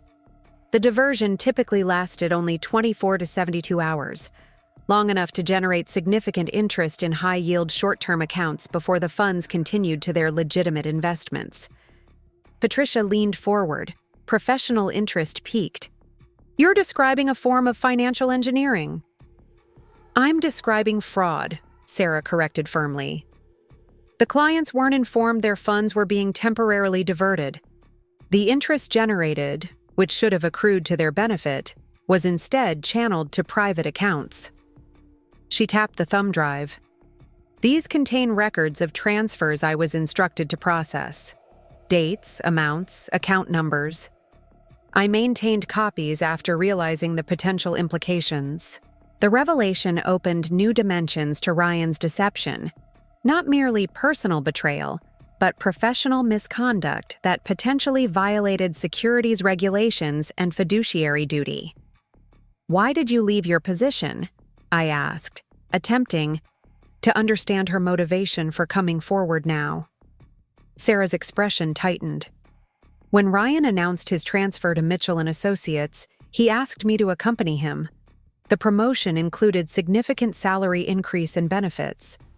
But it also came with explicit expectations about discretion regarding certain accounting practices." She exhaled slowly. "I realized I was being asked to participate in activities that could potentially result in criminal charges if discovered. I declined and resigned instead." Patricia maintained professional skepticism. "While this information is certainly concerning, I'm curious why you're bringing it to Mrs. Mitchell rather than regulatory authorities." "I considered reporting to the Securities Commission," Sarah acknowledged. "But without access to complete records, my evidence alone might be insufficient for formal investigation. When I saw the news about offshore accounts and systematic deception..." She looked directly at me. "I realized you might be assembling a more comprehensive case. One where my information could provide additional context." The explanation seemed reasonable, but something in her demeanor suggested additional motivation remained unstated. "There's more, isn't there?" I prompted gently. Sarah hesitated, internal conflict visible in her expression before resolution settled. "Ryan didn't just manipulate investments. He manipulated people." She drew a steadying breath. 3 female clients filed complaints about inappropriate advances during his tenure. Pacific Northwest Financial settled quietly each time, with confidentiality agreements and significant financial compensation. The pattern of predatory behavior extended beyond his personal life into his professional conduct, a systematic exploitation of power and position that apparently predated my relationship with him. "Do you have documentation of these settlements?" Patricia asked, professional tone masking what I recognized as intensified interest. Sarah nodded, indicating the materials before us. "Copies of the agreements with identifying client information, redacted to protect their privacy. I had access as part of my administrative duties."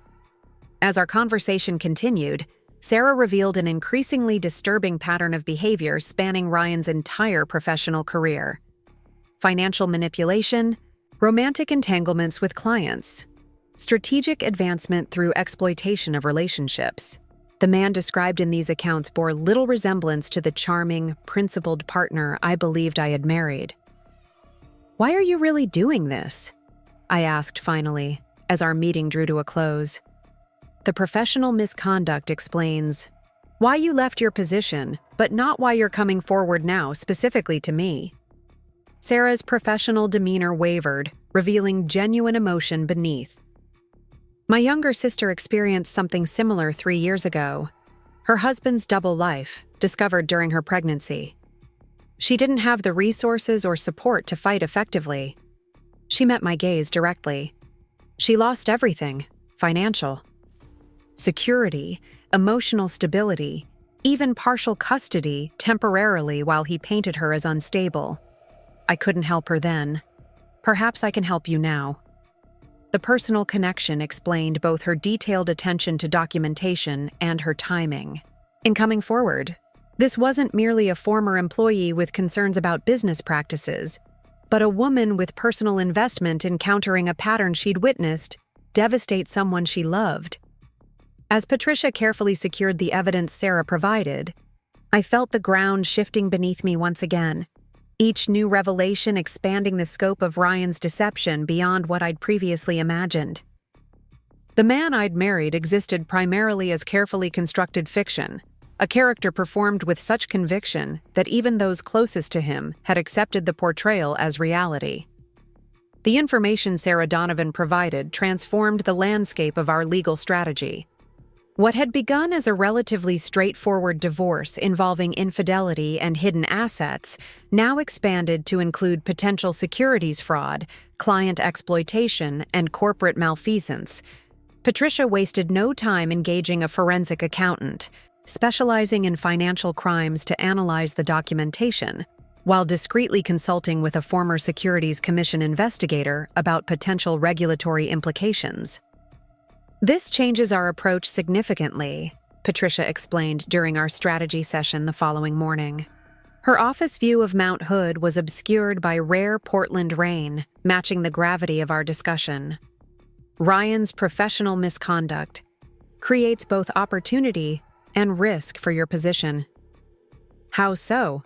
I asked, mindful of the twins shifting restlessly as if sensing my tension. The opportunity is leverage, she explained, marking points on her legal pad with practiced precision. Evidence of financial impropriety significantly strengthens our negotiation position. Most clients in Ryan's situation become considerably more amenable to generous settlement terms when facing potential criminal investigations alongside divorce proceedings. And the risk? Patricia's expression tightened. If regulatory agencies become involved, assets could potentially be frozen during investigation or subjected to penalties and restitution requirements. That could complicate division of property and financial support arrangements. I considered this carefully, my protective instincts for my daughters crystallizing my priorities. So we need to secure adequate assets for the girls' future before any regulatory action might restrict them. Precisely, Patricia confirmed. I'm drafting an amended settlement proposal with expedited timeline. We'll approach Ryan's attorney with terms that protect your interests while offering him opportunity to resolve personal matters before addressing potential professional consequences. Will he recognize the implicit message? I wondered aloud. Patricia's smile held no warmth. Harrington is many things, but stupid isn't among them.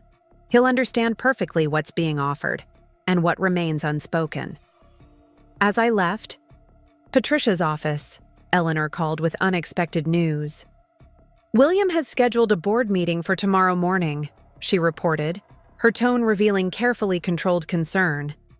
Ryan has apparently been contacting board members individually, attempting to secure allies against his removal. The desperation evident in this maneuver surprised me. Despite everything, Ryan still believed he could salvage his professional position through personal connections and family influence, apparently failing to recognize how thoroughly his actions had undermined both. Has he gained any support? I asked, navigating toward my car through the persistent drizzle. None whatsoever, Eleanor replied with grim satisfaction. Several directors contacted William directly to report the attempts. The financial community values discretion above most qualities, and Ryan's increasingly erratic behavior threatens the firm's reputation. The implications extended beyond immediate concerns about divorce proceedings and asset division. Ryan's professional identity, the successful investment banker respected in Portland financial circles, was unraveling alongside his personal life. The comprehensive collapse of his carefully constructed image might potentially push him toward either genuine self-reflection or more dangerous desperation. I shared this concern with Alex Winters during our scheduled security update that afternoon. His office remained the epitome of technological efficiency, multiple monitors displaying surveillance feeds and security protocols. "You're right to be concerned," he acknowledged after I detailed recent developments. "We typically see escalation at precisely this juncture, when the subject realizes conventional social and professional mechanisms are no longer responding to familiar manipulation tactics." "What form might that escalation take?" I asked, mindful of the twins' vulnerability alongside my own. Alex's expression remained professionally neutral, but his eyes reflected genuine concern. "The most common progression involves increasingly public attempts to control the narrative, social media campaigns, contacts with friends and family, possibly workplace disruptions. Less frequently, we see surveillance behaviors, property damage, or attempts to access financial accounts or communication devices. And in extreme cases," I pressed, needing full understanding of potential risks. "Direct confrontation," he stated plainly, "which is why we've implemented comprehensive security protocols for all properties and travel routes." The clinical assessment should have been terrifying, but instead provided strange comfort. Naming potential threats transformed them from shadowy fears to manageable contingencies. Alex's team had already secured my home, office, and regular destinations with surveillance systems, enhanced locks, and response protocols. William and Eleanor had similar measures at their residence, while Natalie's apartment now featured upgraded security beyond standard building provisions. "The restraining orders have been approved," Alex added, sliding documents across his desk. "Ryan and Megan Taylor are both legally prohibited from approaching within 500 feet of you, your home, or workplace. Electronic contact restrictions are also specified. Violations would result in immediate law enforcement response." As I reviewed the legal protections now in place, my phone buzzed with a text from Olivia Cooper. "Just left attorney's office. Jason attempting similar psychological evaluation claims. Can we compare notes? Coffee tomorrow?" The parallel tactics employed by both men suggested either direct coordination or remarkably similar defensive strategies, neither possibility. Particularly surprising given their shared ethical frameworks and history of collaboration. I confirmed meeting plans with Olivia, appreciating the alliance forming between us through shared experience. That evening, as Natalie prepared dinner, I conducted a video call with my parents from the nursery. They remained in Arizona, my father's. Health preventing travel during my pregnancy, but their emotional support bridged the physical distance. My mother's concern manifested in practical questions about legal proceedings and financial protections, while my father's quiet anger at Ryan's betrayal simmered beneath his outwardly calm demeanor. "The lake house transfer was completed today," I reported, knowing my father's background in real estate made him particularly appreciative of this development. Eleanor and William insisted on expediting the paperwork. It's now legally in my name with a trust provision for the girls. "Good," my father nodded approvingly. "Secure assets quickly while you can. I've seen too many cases where delay resulted in complications." "How are you really doing, sweetheart?" my mother pressed, her intuition detecting the strain beneath. My composed exterior. "Not the legal plans or work projects. You." The direct question penetrated defenses I'd maintained through weeks of crisis management. I hesitated, searching for honest assessment. "I'm functioning, which feels like victory some days. Building a different future than I imagined, but a strong one." "And the dreams?" she asked softly, referencing the childhood pattern. She alone would remember. My tendency toward vivid, prophetic dreams during periods of significant transition. I smiled, surprised by her perception across thousands of miles. Ocean cliffs, twin toddlers laughing, freedom. My mother nodded, as if this confirmed something important. Trust those images, Rebecca. They're showing you the path forward. After disconnecting, I sat in the nursery rocking chair, contemplating my mother's insight. Throughout childhood and adolescence, my dream images had often crystallized truths my conscious mind resisted or hadn't yet recognized. The persistent vision of standing strong with my daughters against Pacific winds carried meaning beyond simple wish fulfillment. It represented a future self already emerging through present challenges. The following morning brought significant developments from multiple directions. Patricia called early with news that our amended settlement proposal had been delivered to Harrington's office with 48-hour response timeline. William reported that the Mitchell and Associates Board had unanimously approved Ryan's termination, effective immediately, with formal notification scheduled for noon. And Dr. Chen's office confirmed that my latest tests showed the twins developing perfectly despite ongoing stress, with no indicators of premature labor risk. Each piece of information represented a boundary established, a protection secured, a confirmation of progress toward resolution. The machinery of consequence was functioning with impressive efficiency, transforming Ryan's actions into appropriate outcomes with or without his cooperation.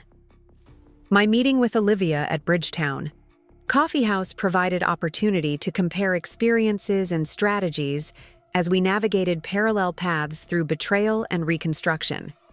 She arrived looking significantly changed from the polished socialite I'd known through couples' dinners and charity events, her designer wardrobe replaced with simple jeans and sweater, elaborate hairstyle now a practical bob, makeup minimal, but effective. "Freedom looks good on you," I observed as she settled across from me, herbal tea steaming between us. She laughed, the sound genuinely amused rather than socially performative. "Doesn't it? I've donated half my clothes to women's shelters and canceled 3 country club memberships." Turns out, maintaining Jason's preferred image was exhausting. "How are the legal proceedings progressing?" I asked, recognizing similar lightness in myself despite serious circumstances. "His psychological evaluation claims were dismissed yesterday," she reported with satisfaction.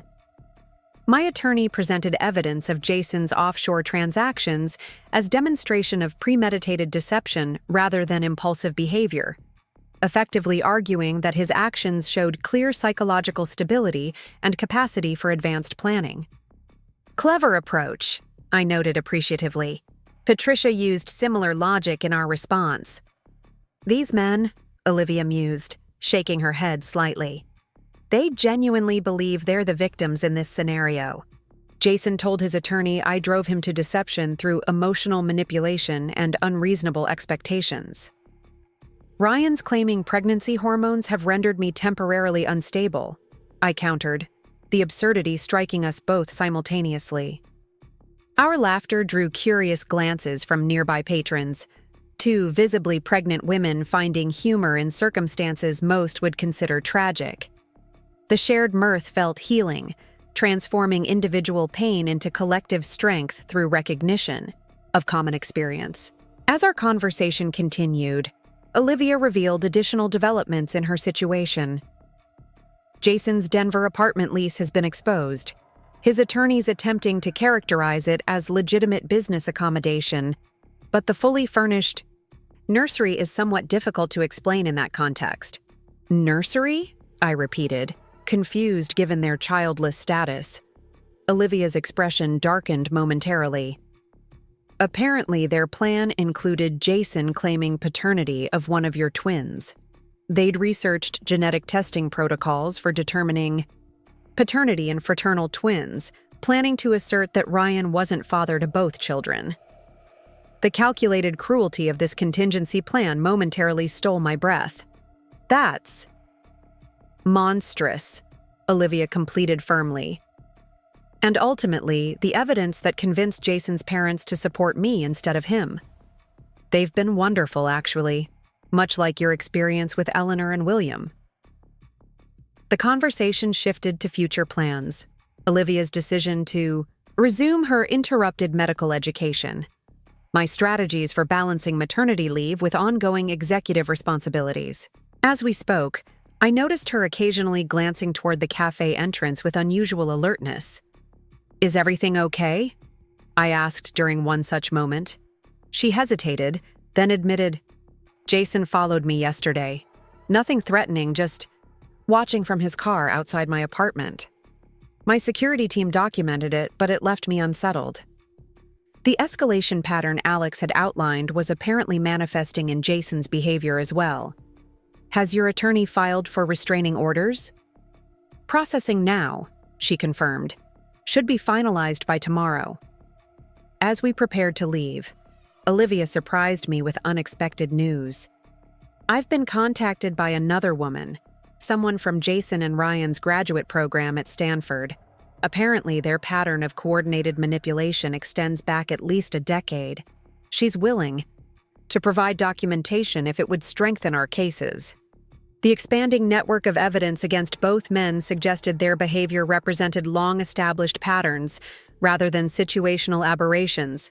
Systematic exploitation of trust running far deeper than I'd initially realized. I provided Patricia's contact information, recognizing the potential value of establishing historical precedent for their deceptive practices. Returning to the office, I found our creative team energized by the Westbrook account confirmation and already developing preliminary concepts for their rebranding campaign. The professional momentum provided welcome counterbalance to ongoing personal complications, a reminder that significant portions of my identity and capability remained untouched by Ryan's betrayal. Mid-afternoon, Tyler appeared at my office door, his expression communicating message content before he spoke. "William Mitchell is online too. He says it's urgent but not an emergency." I thanked him and accepted the call, curious about the qualification. William's precise communication style rarely included urgency without significant cause. "Rebecca," he began without preamble. Ryan's termination meeting did not proceed as anticipated. He failed to appear at the scheduled time. Security reports he removed personal items from his office last night, outside normal business hours. The information suggested preemptive action based on advanced knowledge, Ryan anticipating the high board's decision before formal notification. "Has anyone been able to contact him?" "No responses to calls or messages," William replied, concern evident beneath his controlled tone. "His regular attorney claims no knowledge of his current whereabouts. I've notified Alex Winters as precaution, given potential security implications." The disappearance represented concerning escalation beyond expected patterns.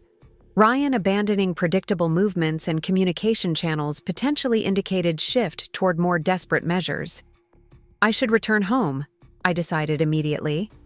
Ensure security protocols are fully implemented. "I've already dispatched additional personnel to your residence," William assured me. "Eleanor is contacting Natalie to coordinate monitored access.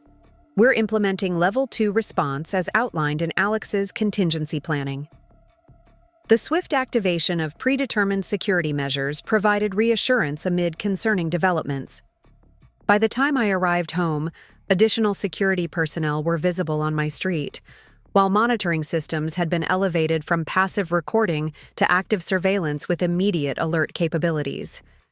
Natalie met me at the door, her expression reflecting appropriate concern without panic. "Everything's secured. Alex called with updated protocols, and Eleanor's on her way over to review overnight arrangements." Inside, the practical implementation of protection measures was evident without being intrusive. Security monitors discreetly displayed on a tablet at the entry table, communication devices positioned strategically throughout living spaces, additional locks installed on bedroom doors as final safety barriers if needed. "Any further updates on Ryan's whereabouts?" I asked, settling at the kitchen island while Natalie prepared tea. "Nothing confirmed," she reported. But Alex's team identified unusual account activity this morning. Significant cash withdrawal from Ryan's personal savings.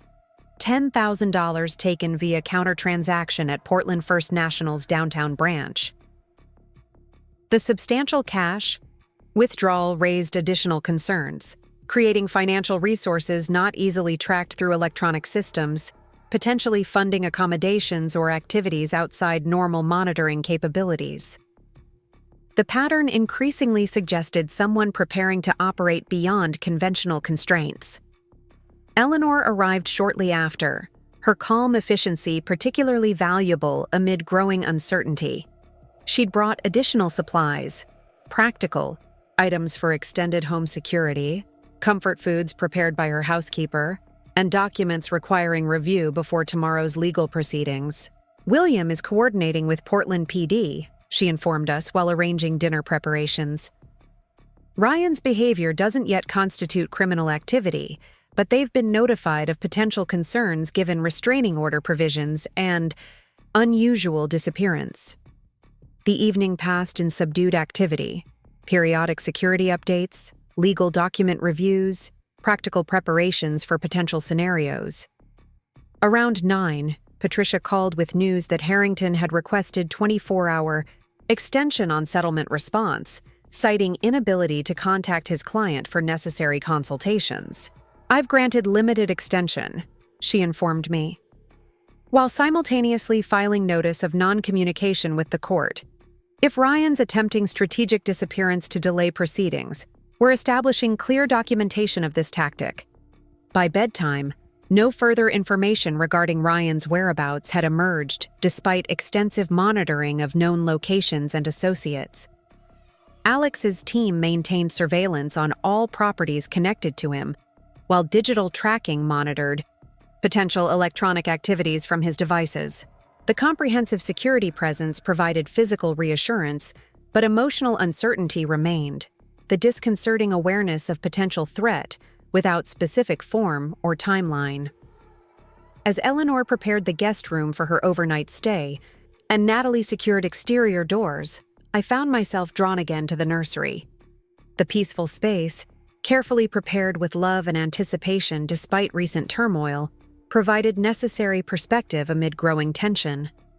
Whatever Ryan's current actions or intentions, my primary responsibility remained protecting the two lives developing within me and creating stable foundation for their future. I placed both hands on my rounded belly, feeling responsive movements beneath. "We're surrounded by protection," I whispered to my daughters. "People who love us, systems to keep us safe, strength within ourselves. Whatever comes, we'll face it together." Morning arrived without incident.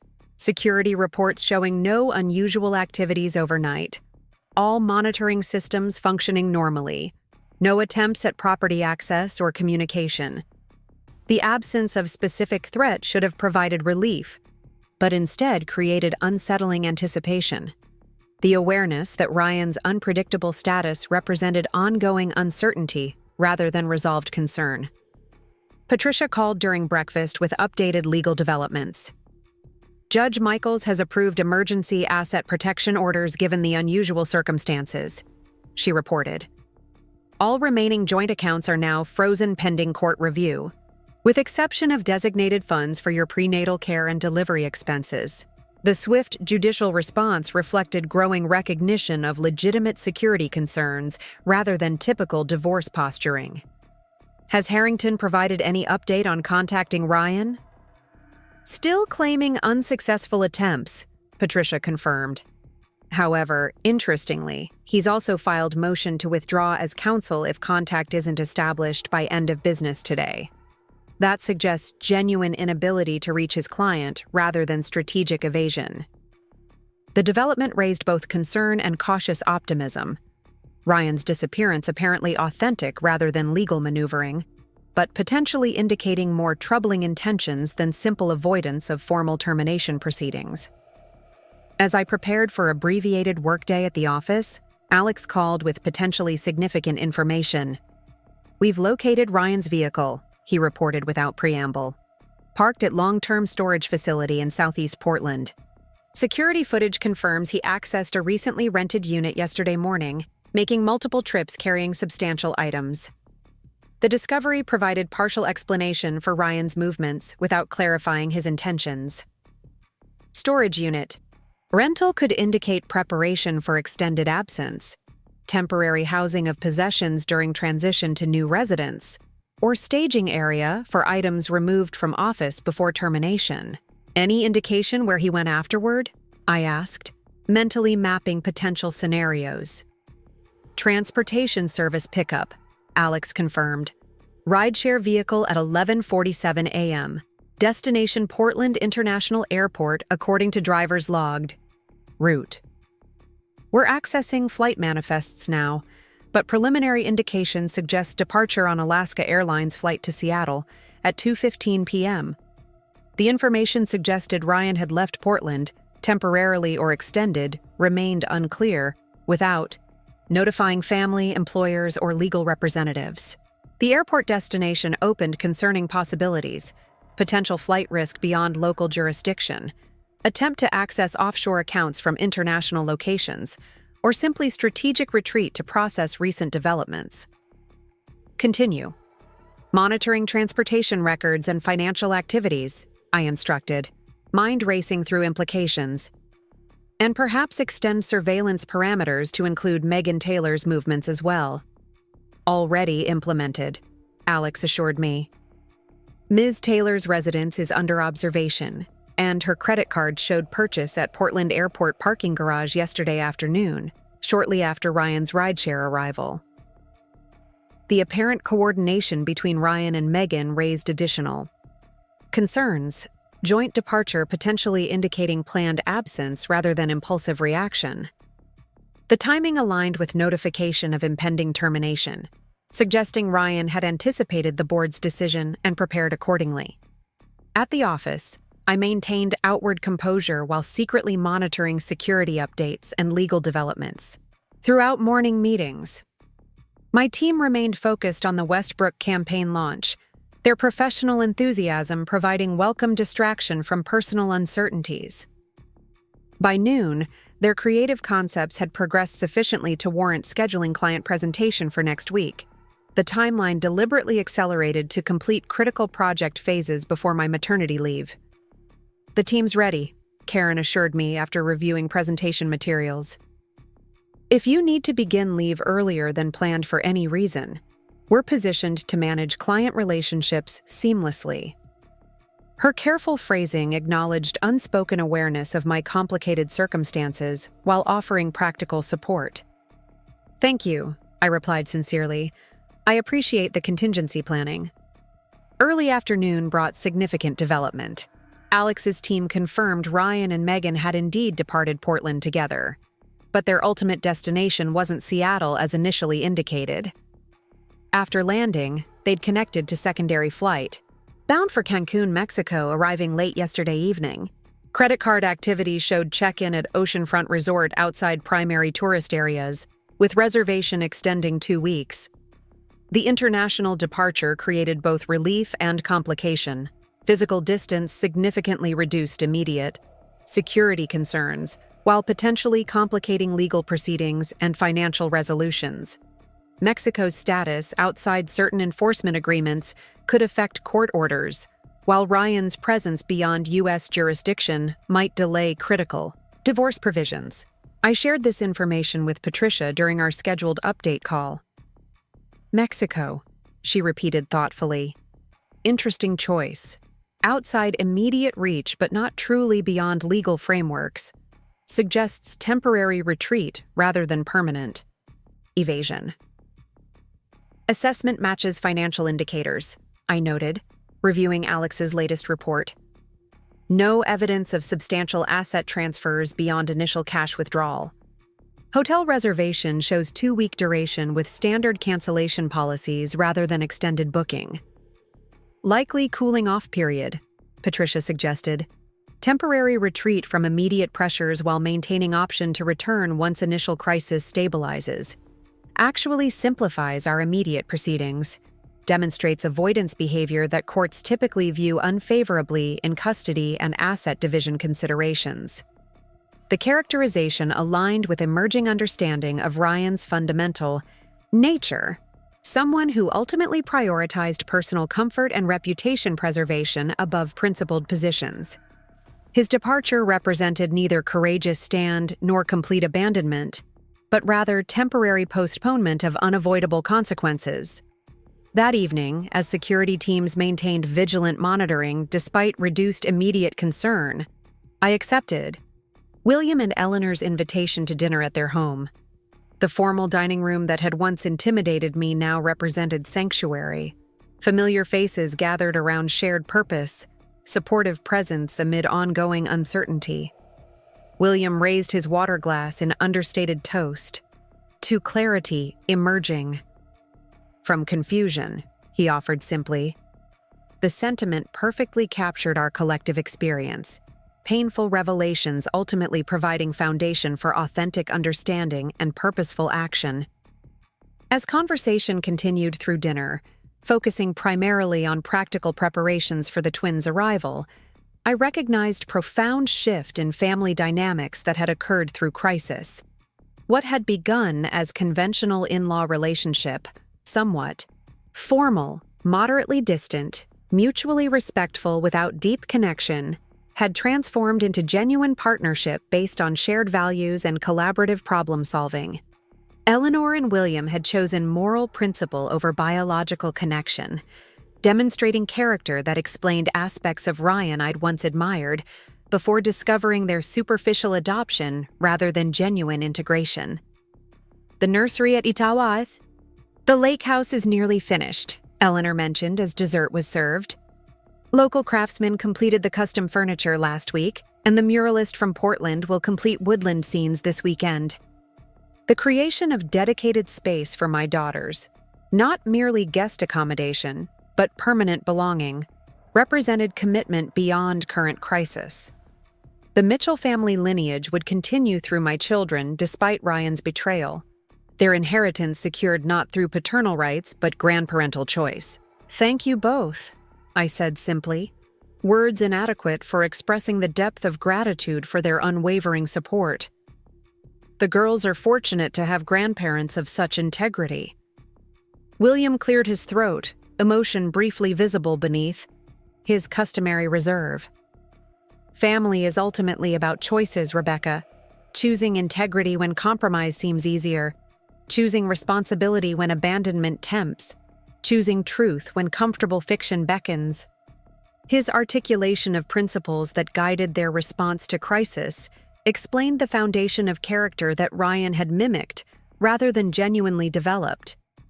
The profound difference between appearing principled and actually living by consistent values regardless of personal cost. As William drove me home afterward, security vehicles following at discreet distance, he shared additional perspective gained through painful experience. I've been reviewing our parenting decisions, he admitted, rare vulnerability evident in his tone, trying to identify where we failed with Ryan. You didn't fail, I responded immediately. Adults make their own choices regardless of upbringing. Perhaps, he acknowledged, but there were warning signs I chose to interpret as ambition rather than character deficiency. Incidents in college explained away as youthful indiscretion rather than concerning patterns. Professional shortcuts attributed to competitive drive rather than ethical flexibility.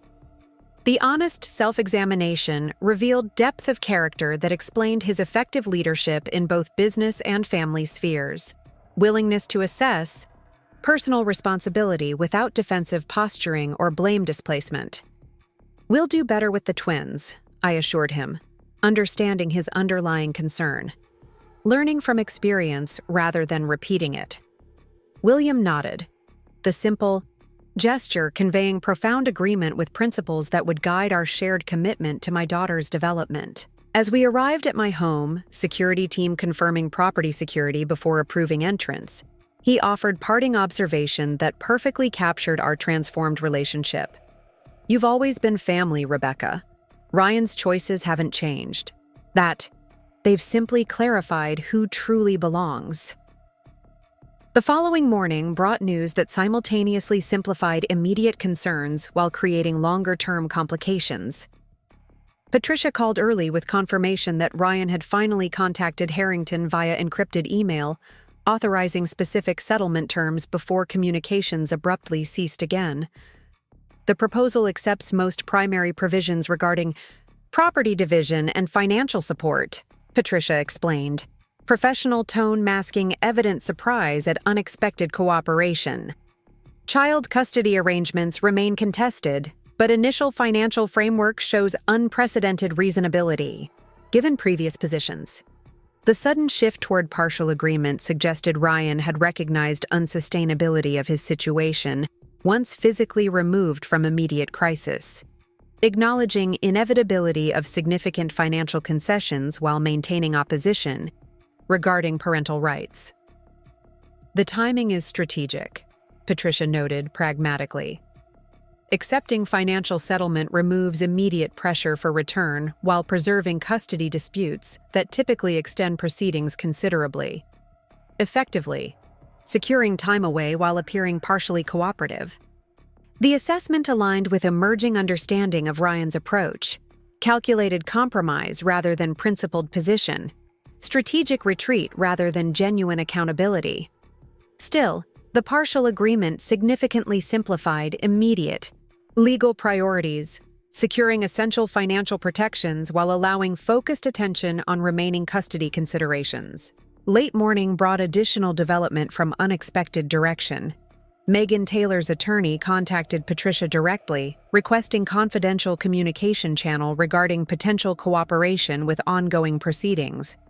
The unexpected outreach suggested potential conflict between Ryan and Megan.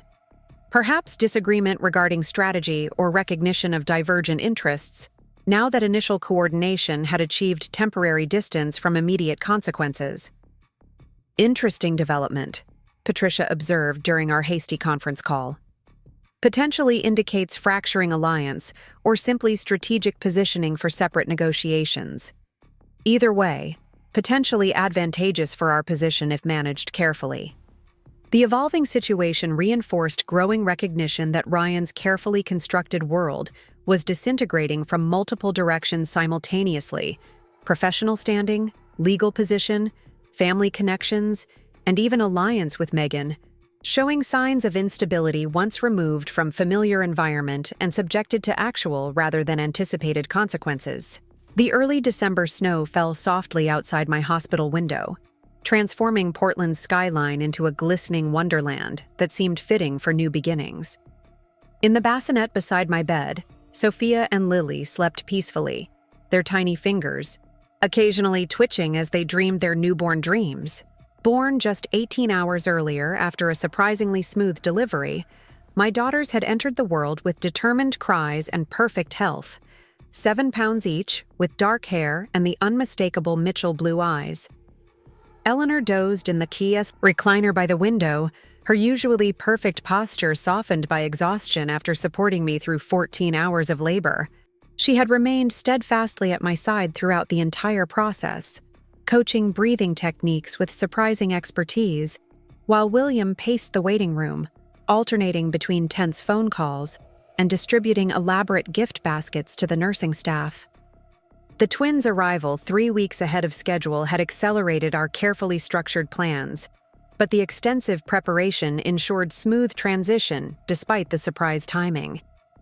Security protocols activated immediately upon my first contraction, with Alex's team establishing discreet presence throughout the maternity ward, while medical staff implemented the detailed birth plan Patricia had filed with hospital administration. Ryan's name appeared nowhere on hospital documentation, my careful legal preparations ensuring his absence created no procedural complications regarding the twins' care or my medical decisions. The birth certificates listed me as sole parent, with provisions for later amendment should court-ordered paternity and custody arrangements eventually warrant inclusion. A soft knock interrupted my peaceful contemplation.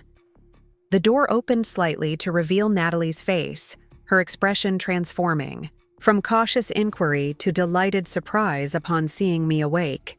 "They're so perfect," she whispered, approaching the bassinet with reverent steps. "Absolutely worth every bit of drama that preceded them." I smiled, watching my sister gently touch each sleeping infant with tender amazement.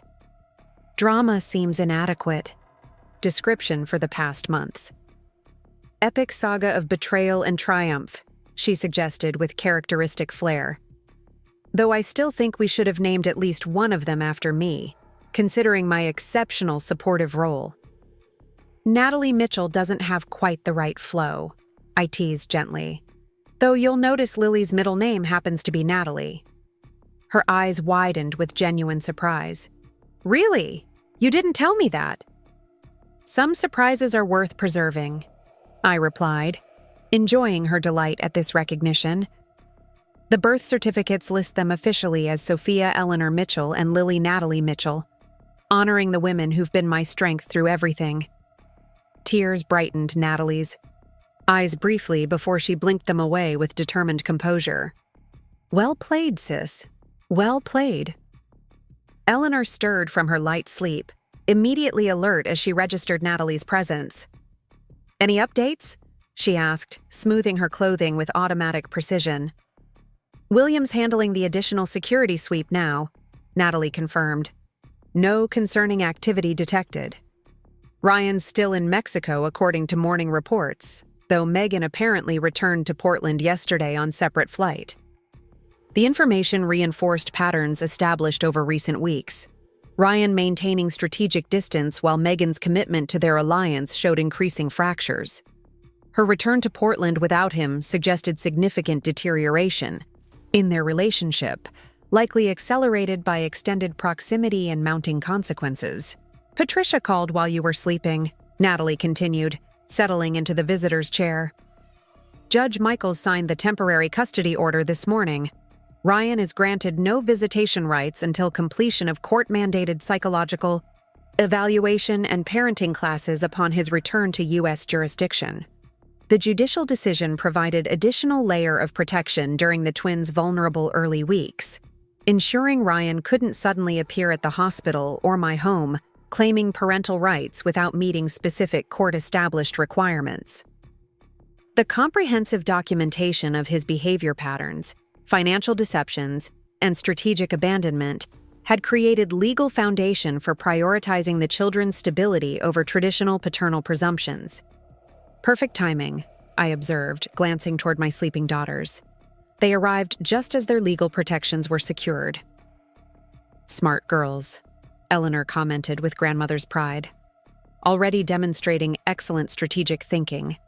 Our quiet conversation paused as both infants stirred simultaneously, their remarkable synchronicity already evident despite mere hours of external existence.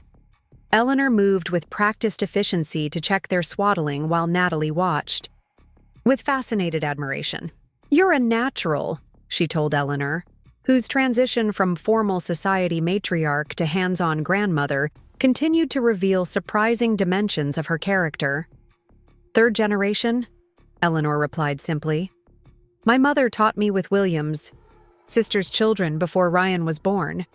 Family traditions worth preserving, unlike some others we've discarded recently." The subtle reference to Ryan's exclusion from Mitchell family legacy contained no discernible regret, only pragmatic acceptance of necessary consequences following irrevocable choices.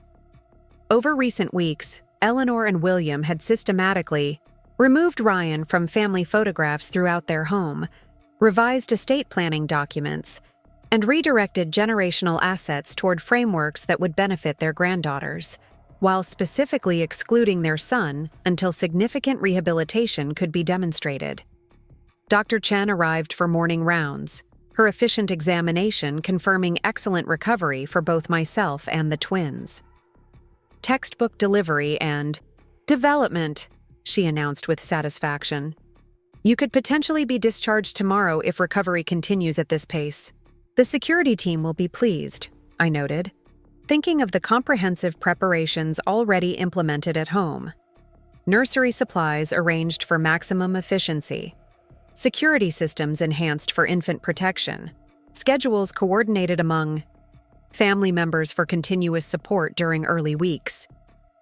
I've authorized limited visitors per your birth plan instructions, Dr. Chen added, reviewing security protocols established months earlier. Approved list remains restricted to designated family and close friends, with identification verification required at multiple checkpoints. The extensive precautions might have seemed excessive under normal circumstances, but Ryan's unpredictable status and concerning behavior patterns warranted thorough protection during this vulnerable transition, though still in Mexico according to latest reports. His eventual return to Portland remained inevitable consideration in all security planning.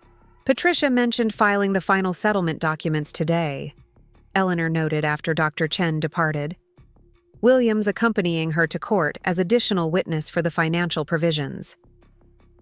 The timing aligned perfectly with the twins' arrival. Legal protections finalized as physical vulnerability reached critical point. The settlement terms Ryan had authorized during his absence had undergone minimal modification during subsequent negotiations, suggesting either strategic acceptance of significant concessions or genuine disinterest in contesting provisions that didn't directly impact his public image. Midday brought additional visitors, Zoe arriving with court documents showing final approval of primary settlement terms, followed by Karen delivering congratulatory arrangements from my office team along with update on the successful Westbrook presentation. The steady stream of supportive friends interspersed with medical checks created comfortable rhythm to the day, allowing rest between meaningful connections. Late afternoon brought unexpected development. Alex arrived personally rather than sending security updates through established channels, his expressions suggesting information requiring direct conversation rather than electronic communication. Ryan returned to Portland this morning, he reported once Eleanor and Natalie had stepped out for coffee. Commercial flight from Cancun to PDX, arriving 11:42 a.m. Traveled alone, Megan nowhere in evidence. The surprising development shifted security considerations significantly, theoretical precautions transforming to immediate protocols with Ryan's physical presence back in local jurisdiction. Has he attempted contact? Not directly, Alex confirmed. He retrieved his vehicle from airport parking and proceeded to downtown hotel rather than his previous residence. No approach to hospital or your home, though he did drive past Mitchell, family residence approximately 1 hour ago without stopping. The cautious reconnaissance suggested assessment of situation rather than immediate confrontation. Ryan potentially gauging family response and security measures before determining strategy for engagement. Harrington contacted Patricia immediately. Upon Ryan's arrival, Alex continued, requested urgent conference regarding custody provisions and visitation arrangements. Appears Ryan may be preparing formal petition for access to the twins now that they've arrived. The development was simultaneously concerning and predictable. Ryan's strategic distance during pregnancy, potentially calculated to minimize financial exposure, while preserving paternal claims once the children actually arrived. The timing suggested careful legal positioning rather than genuine paternal interest. All security protocols remain fully implemented, Alex assured me. Hospital staff have been updated regarding potential unauthorized access attempts, and additional personnel have been positioned at relevant entry points. Your home security has been elevated to highest monitoring level in preparation for discharge. The comprehensive protection provided practical reassurance despite Ryan's concerning return. Whatever his intentions, multiple layers of legal and physical security surrounded both myself and the twins, while substantial documentation of his previous behavior established clear precedent for prioritizing the children's well-being over his desired access. That evening, as hospital activity quieted and visiting hours concluded, I found myself alone with my daughters for the first time since their birth. Eleanor had returned home to prepare for tomorrow's anticipated discharge, while Natalie coordinated final security arrangements with Alex's team. The peaceful moment allowed genuine connection with these two perfect beings who had journeyed with me through extraordinary circumstances before even taking their first breaths. You've already experienced more drama than some people encounter. In decades, I told them softly as they nursed, their tiny fingers curled against my skin with instinctive trust. But you've also been surrounded by more genuine love and protection than many ever know. That's the balance we'll maintain moving forward, acknowledging life's complications while ensuring you always feel secure within them. They're peaceful. Expressions suggested complete confidence in this promise. Absolute trust that I would create stable foundation despite whatever challenges might emerge from their father's reappearance. The responsibility felt simultaneously weighty and energizing, a purpose worthy of every ounce of strength I'd developed through recent adversity. Morning brought discharge preparations alongside significant development. Patricia arrived personally rather than communicating through regular channels, her expression suggesting complex information requiring direct discussion. Ryan has filed emergency petition for supervised visitation, she reported once nurses had completed their rounds. Harrington presented it first thing this morning, requesting expedited consideration given the twins' birth. Though anticipated, the formal attempt to establish access created momentary anxiety, despite extensive legal preparations. On what grounds, given the existing court orders? Biological connection primarily, Patricia explained, professional tone masking evident frustration with familiar tactic. The filing emphasizes Ryan's paternal rights while characterizing his absence as temporary separation for personal wellness, rather than abandonment. Unfortunately, certain family court judges still demonstrate bias toward paternal involvement regardless of concerning circumstances. The strategic framing represented Ryan's typical approach, recasting selfish choices as necessary self-care, presenting consequences as unfair punishment rather than natural outcomes. However, our extensive documentation anticipated precisely this maneuver. I've filed comprehensive opposition citing security concerns, pattern of deception, and demonstrated instability, Patricia continued efficiently. More importantly, Judge Michaels has retained jurisdiction rather than allowing transfer to potentially more sympathetic judge. Hearing is scheduled for tomorrow morning with interim orders maintaining existing restrictions until court review. The swift judicial response reflected the extensive groundwork established through months of meticulous documentation and strategic legal positioning. Judge Michaels's continued oversight ensured consistency rather than allowing Ryan's petition to restart proceedings with new judicial perspective, potentially more susceptible to traditional parental rights arguments. He'll likely appear at the hearing personally, Patricia warned, practical rather than alarmist. Initial appearance intended to demonstrate commitment and concern, potentially with carefully managed presentation emphasizing reform and responsibility. The assessment aligned with Ryan's established patterns, strategic performance tailored to specific audience expectations rather than genuine character change. However, months of documented behavior provided substantial counter-evidence to whatever temporary persona he might present for judicial consideration. We're fully prepared, Patricia assured me, gathering her materials as nurses arrived with discharge paperwork. Your primary focus should remain recovery and bonding with the twins. The legal framework we've established is comprehensive and compelling. As discharge procedures completed and security teams confirmed transport arrangements, William arrived to assist with the transition home. His executive efficiency organized medical staff, security personnel, and family members into coordinated team effort ensuring smooth departure from hospital protection to home security systems. Everything's prepared at the house, he reported, carefully transferring Sophia's carrier to secured vehicle while security personnel maintained vigilant perimeter.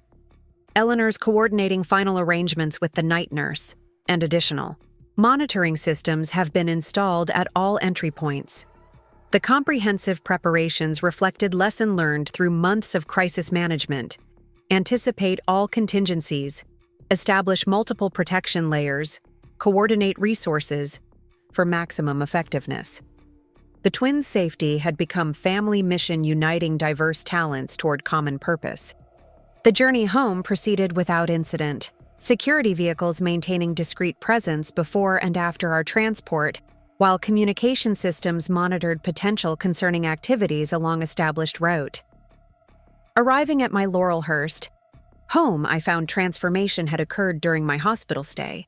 Christmas decorations tastefully arranged throughout public spaces, nursery supplies organized with military precision, and kitchen stocked with prepared meals for coming weeks.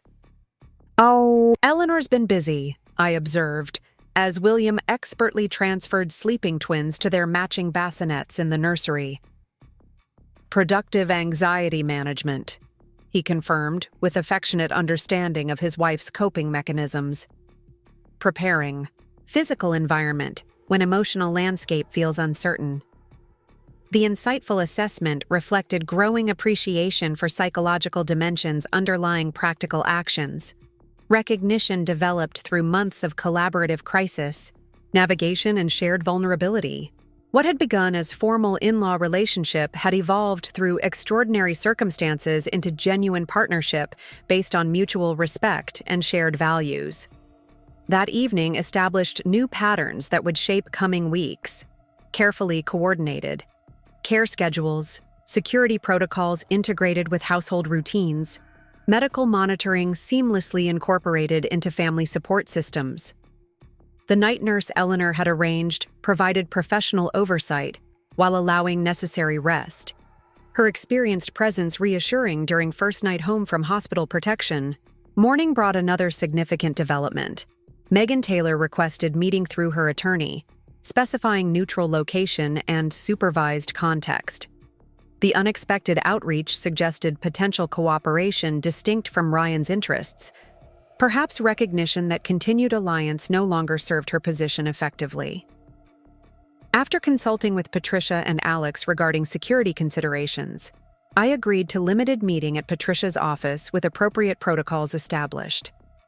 The potential information value outweighed minimal risk given comprehensive safeguards and Megan's apparent shift toward self-preservation rather than continued coordination with Ryan. William volunteered to remain with the twins during my brief absence, his protective grandparent role now seamlessly incorporated into daily security arrangements. Eleanor accompanied me to Patricia's office, her presence providing both practical support during my physical recovery and psychological reinforcement facing someone who had participated in extraordinary betrayal. Patricia's conference room provided appropriately neutral territory for the unusual meeting. Professional environment establishing clear boundaries while security personnel maintained discreet presence outside. Megan arrived punctually, accompanied by her attorney, but appearing significantly changed from the confident woman who had developed relationship with my husband while I carried his children. Her designer clothing had been replaced with conservative, business attire, elaborate styling simplified to practical presentation, demeanor suggesting genuine discomfort rather than strategic performance. The transformation likely reflected both practical consequences of recent weeks and psychological reassessment, following extended proximity to Ryan's unfiltered personality during their Mexican retreat. "Thank you for agreeing to meet," she began, after formal introductions, voice lacking previous confidence. "I realize there's no reason you should listen to anything I have to say." "That depends entirely on what information you're offering," Patricia responded professionally, establishing clear parameters. "Ms. Mitchell has agreed to this meeting solely based on potential relevance to ongoing legal matters." Megan nodded, accepting the boundaries without protest. "I understand. I'm here because—" She hesitated, seemingly struggling with articulation of complex motivation. "Because the situation has evolved beyond what I initially understood, and I believe certain information may be relevant to your security considerations." The careful phrasing suggested both self-protection and potential legitimate concern. Megan, distancing herself from Ryan's actions while potentially providing valuable information regarding his intentions. Patricia maintained professional skepticism while indicating permission to continue. "Ryan's return to Portland wasn't planned," Megan explained, glancing toward her attorney for reassurance. "Our arrangement in Mexico was supposed to continue through January, allowing legal matters to progress while maintaining distance from immediate consequences. His decision to return early was triggered by news reports of the twins' birth. The timeline confirmed our assessment of Ryan's strategic positioning, maintaining distance during financial negotiations while preserving opportunity to assert paternal rights once the children actually arrived. The calculation revealed continuing prioritization of self-interest rather than genuine concern for either my well-being or the twins' needs during critical medical event. His behavior changed significantly after seeing the birth announcement, Megan continued, discomfort evident in her expression. The public congratulations from the Mitchell family, particularly William and Eleanor's statement about their granddaughters, triggered something I hadn't previously witnessed. Eleanor's subtle shift beside me suggested recognition of the specific catalyst, the carefully worded press statement she and William had released following the twins' birth, expressing joy while notably omitting any reference to Ryan as father. The deliberate public erasure of his parental connection had apparently penetrated his carefully maintained detachment. He became obsessed with establishing legal connection to the children, Megan explained, maintaining careful distance in her phrasing. Not because of emotional attachment to them as individuals, but because their existence without his acknowledged paternity threatened his self-image and potential future claims. The assessment aligned perfectly with our understanding of Ryan's fundamental motivations: concern for appearance rather than substance, preservation of potential advantages rather than acceptance of responsibility. The twins represented both extension of his identity and potential access to Mitchell family resources rather than individuals deserving genuine parental commitment. While that's consistent with our understanding, Patricia noted professionally, it doesn't necessarily constitute new information warranting security concern. Ryan's petition for visitation is being addressed through appropriate legal channels. Megan exchanged glances with her attorney before continuing with evident reluctance. There's more. During our time in Mexico, Ryan maintained regular communication with Jason Cooper despite appearing isolated from other contacts. They discussed multiple scenarios for establishing paternal rights regardless of court rulings. The revelation of continued coordination between Ryan and Jason suggested concerning escalation beyond standard legal maneuvers, potential planning for extrajudicial approaches to achieving desired outcomes. Patricia's posture shifted subtly, professional detachment giving way to increased attention. What specifically did these scenarios entail? She prompted, tone maintaining careful neutrality despite evident interest in potential security implications. Mostly legal strategies initially, Megan clarified. But as frustration increased, discussions shifted toward alternative approaches to establishing presence in the children's lives. Nothing explicitly threatening, she added hastily, but concerning disregard for legal boundaries and court orders. The deliberately vague description suggested genuine concern about potential actions while maintaining sufficient distance to protect herself from direct involvement. Patricia skillfully extracted additional details through focused questioning, gradually assembling concerning pattern of Ryan's evolving perspective regarding access to the twins.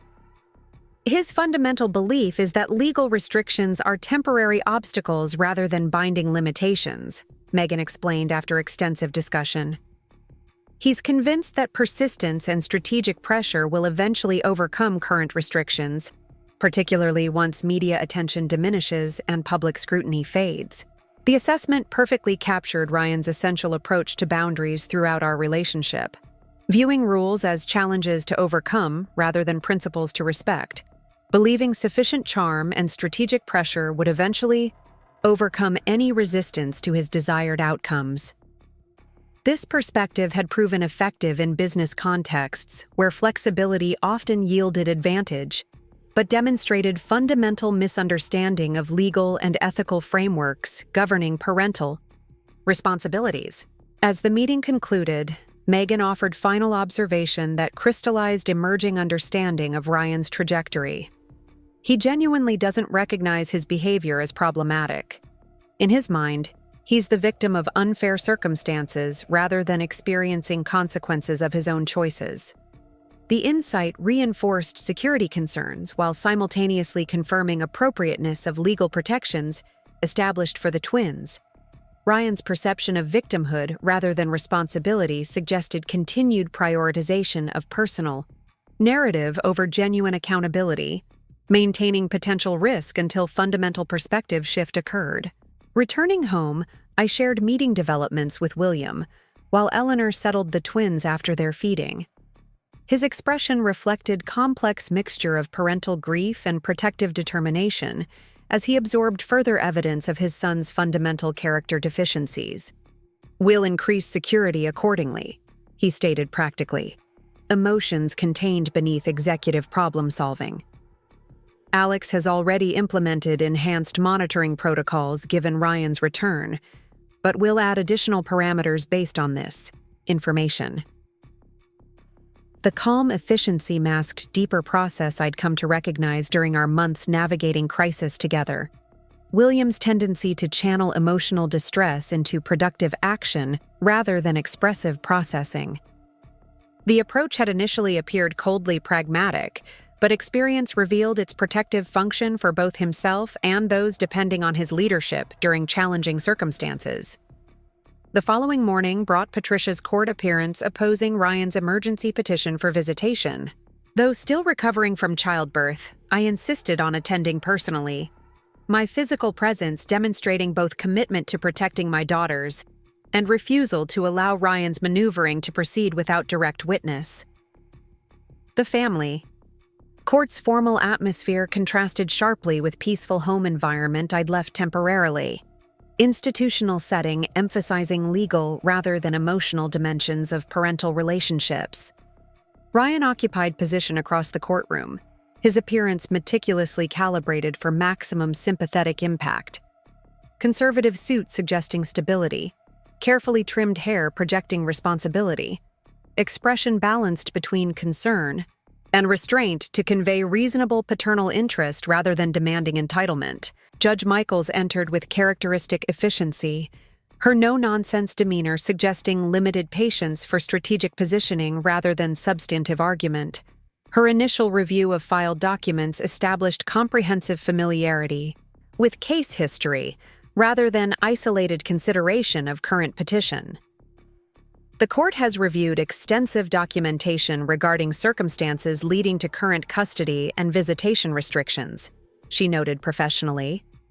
Mr. Mitchell's petition requests substantial modification to existing orders based primarily on the children's birth rather than demonstrated change in concerning behavior patterns that necessitated initial restrictions. Ryan's attorney immediately launched carefully prepared argument emphasizing constitutional protection of parental rights, biological connection as fundamental consideration in family law, and potential developmental benefits of early paternal bonding despite complicated circumstances. The presentation strategically minimized Ryan's documented behavior while emphasizing theoretical benefits of father-child relationship, regardless of parental character.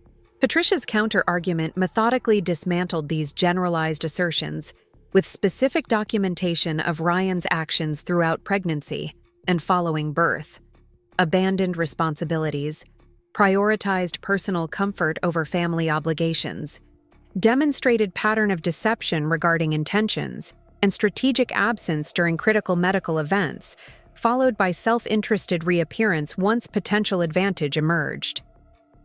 The existing order doesn't permanently prohibit paternal visitation, Patricia emphasized effectively.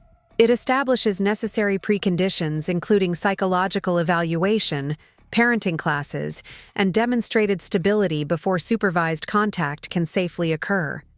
Mr. Mitchell has yet to complete any of these court-mandated requirements while simultaneously seeking to circumvent them through emergency petition.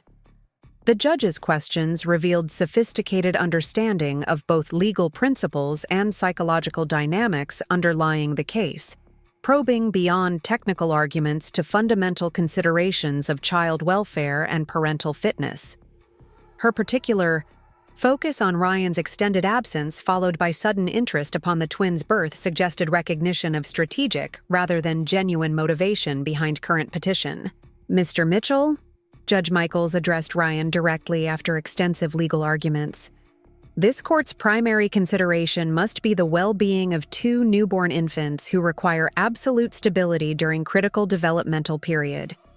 Your documented behavior demonstrates concerning pattern regarding reliability, truthfulness, and commitment to parental responsibilities.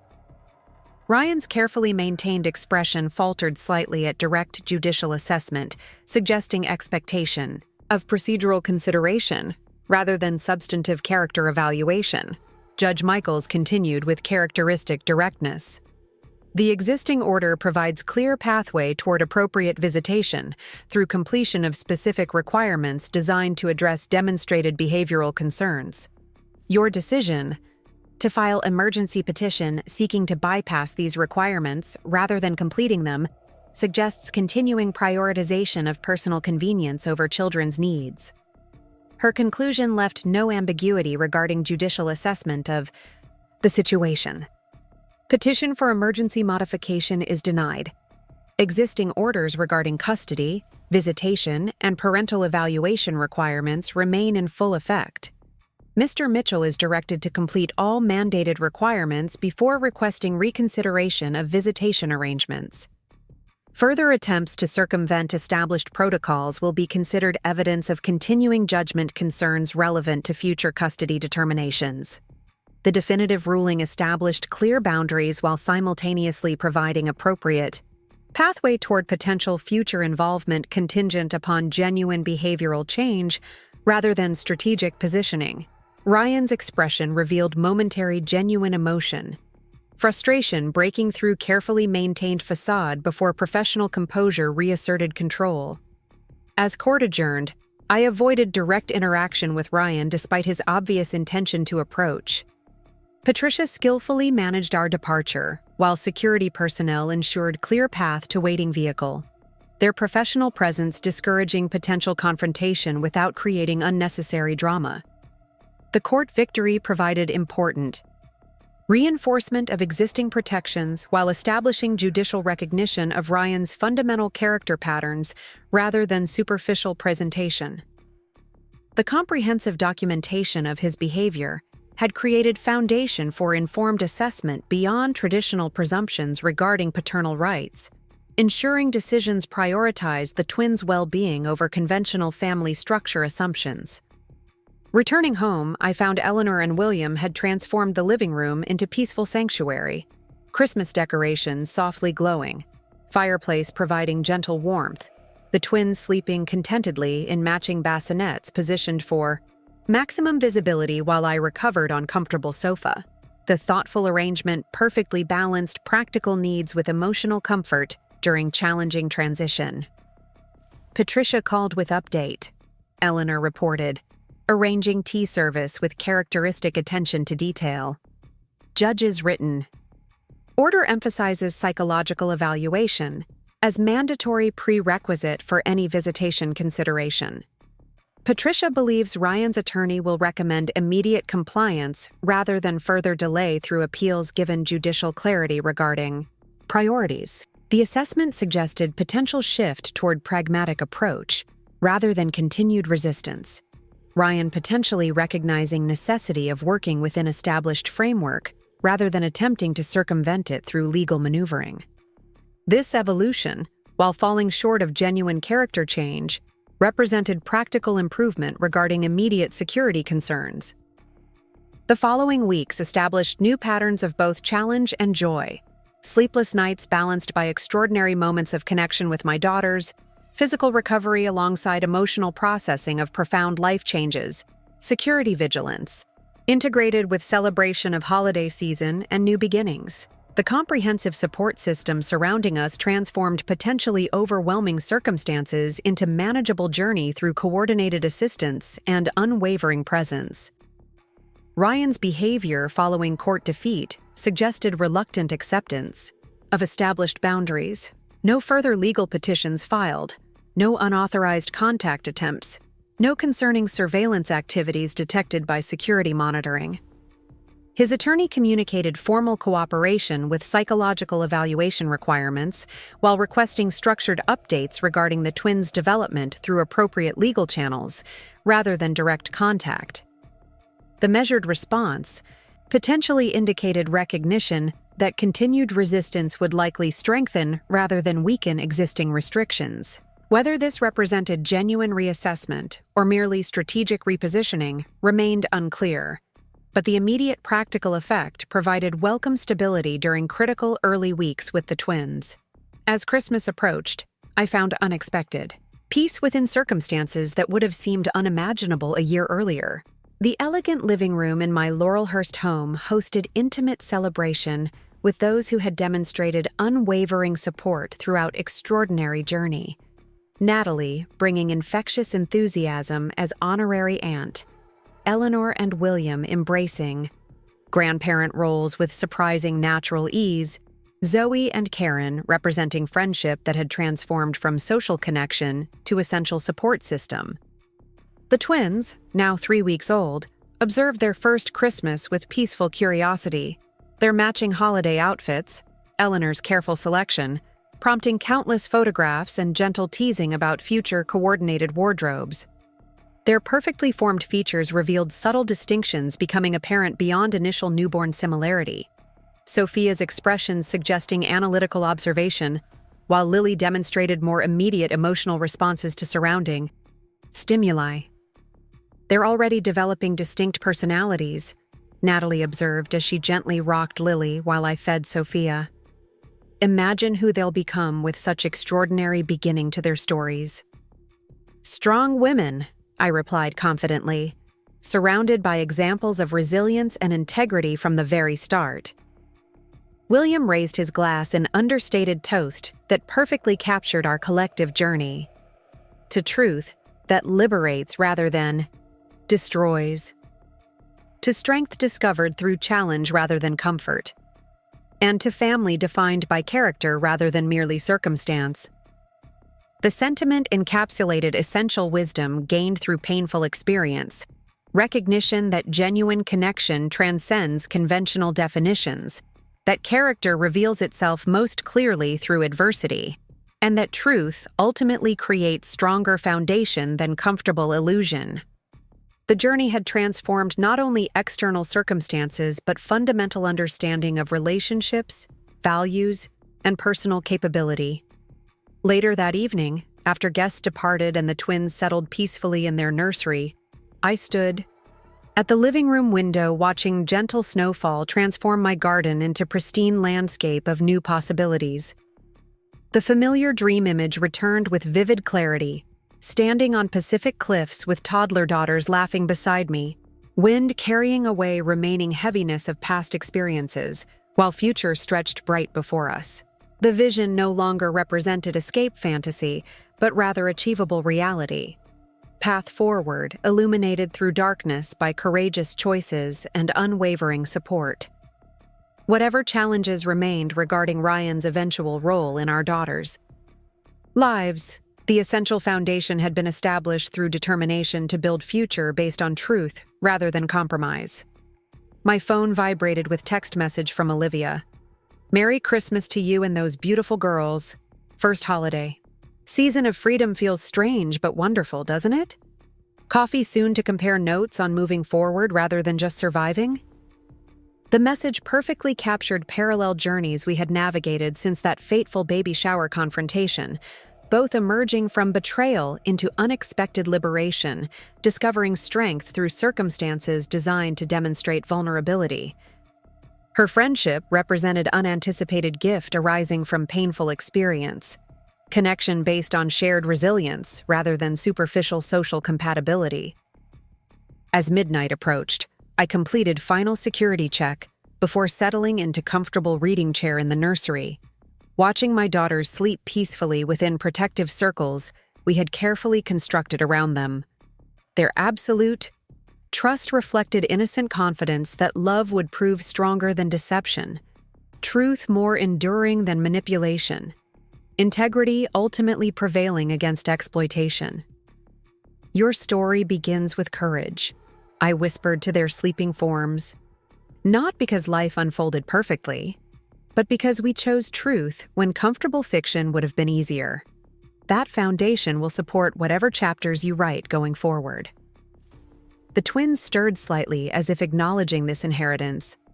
More valuable than financial security or social position, legacy of demonstrated principle rather than merely articulated values. Whatever relationship eventually developed with their father would be shaped by these established patterns, approaching potential connection from position of strength rather than vulnerability.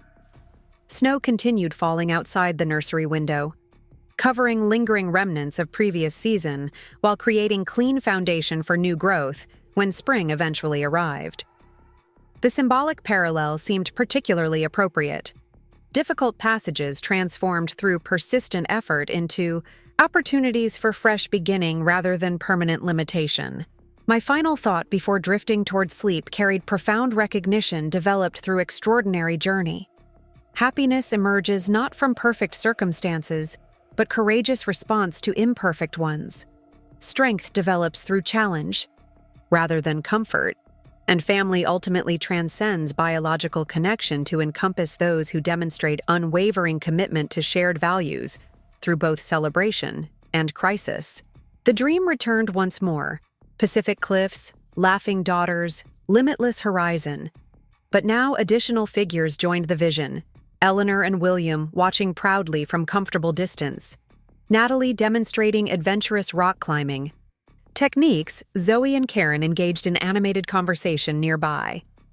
The expanded image no longer represented solitary survival, but rather collaborative thriving, journey shared rather than path walked alone. Morning light filtered through nursery curtains, illuminating new day in extraordinary journey that had transformed catastrophe into opportunity, betrayal into liberation, ending into beginning. Whatever challenges remained ahead, essential truth had been firmly established. Courage rather than compromise ultimately creates strongest foundation for both meaningful relationship and personal fulfillment. Sophia stirred first, her tiny movements triggering Lily's synchronized awakening with twin connection that transcended conscious communication. Their simultaneous expressions, peaceful curiosity rather than urgent demand, suggested emerging confidence and consistent response to their needs, developing trust in surrounding support system. As I gathered them for morning feeding, my mind briefly revisited the painful discovery that had initiated this transformative journey. Ryan's dating profile appearing unexpectedly while I carried his children, shattering illusion of shared commitment while revealing profound disconnection beneath superficial partnership. That devastating moment, which had initially appeared to destroy everything I valued, had ultimately cleared path toward authentic connection based on demonstrated character rather than projected image. The painful revelation had paradoxically created possibility for genuine relationship with those who remained after falsehood fell away. Connection grounded in truth rather than mutual performance. "Good morning, little ones," I whispered to my daughters as sunrise illuminated their perfect faces. "Welcome to another day of building something real together." Up next, you've got 2 more standout stories right on your screen. If this one hit the mark, you won't want to pass these up. Just click and check them out.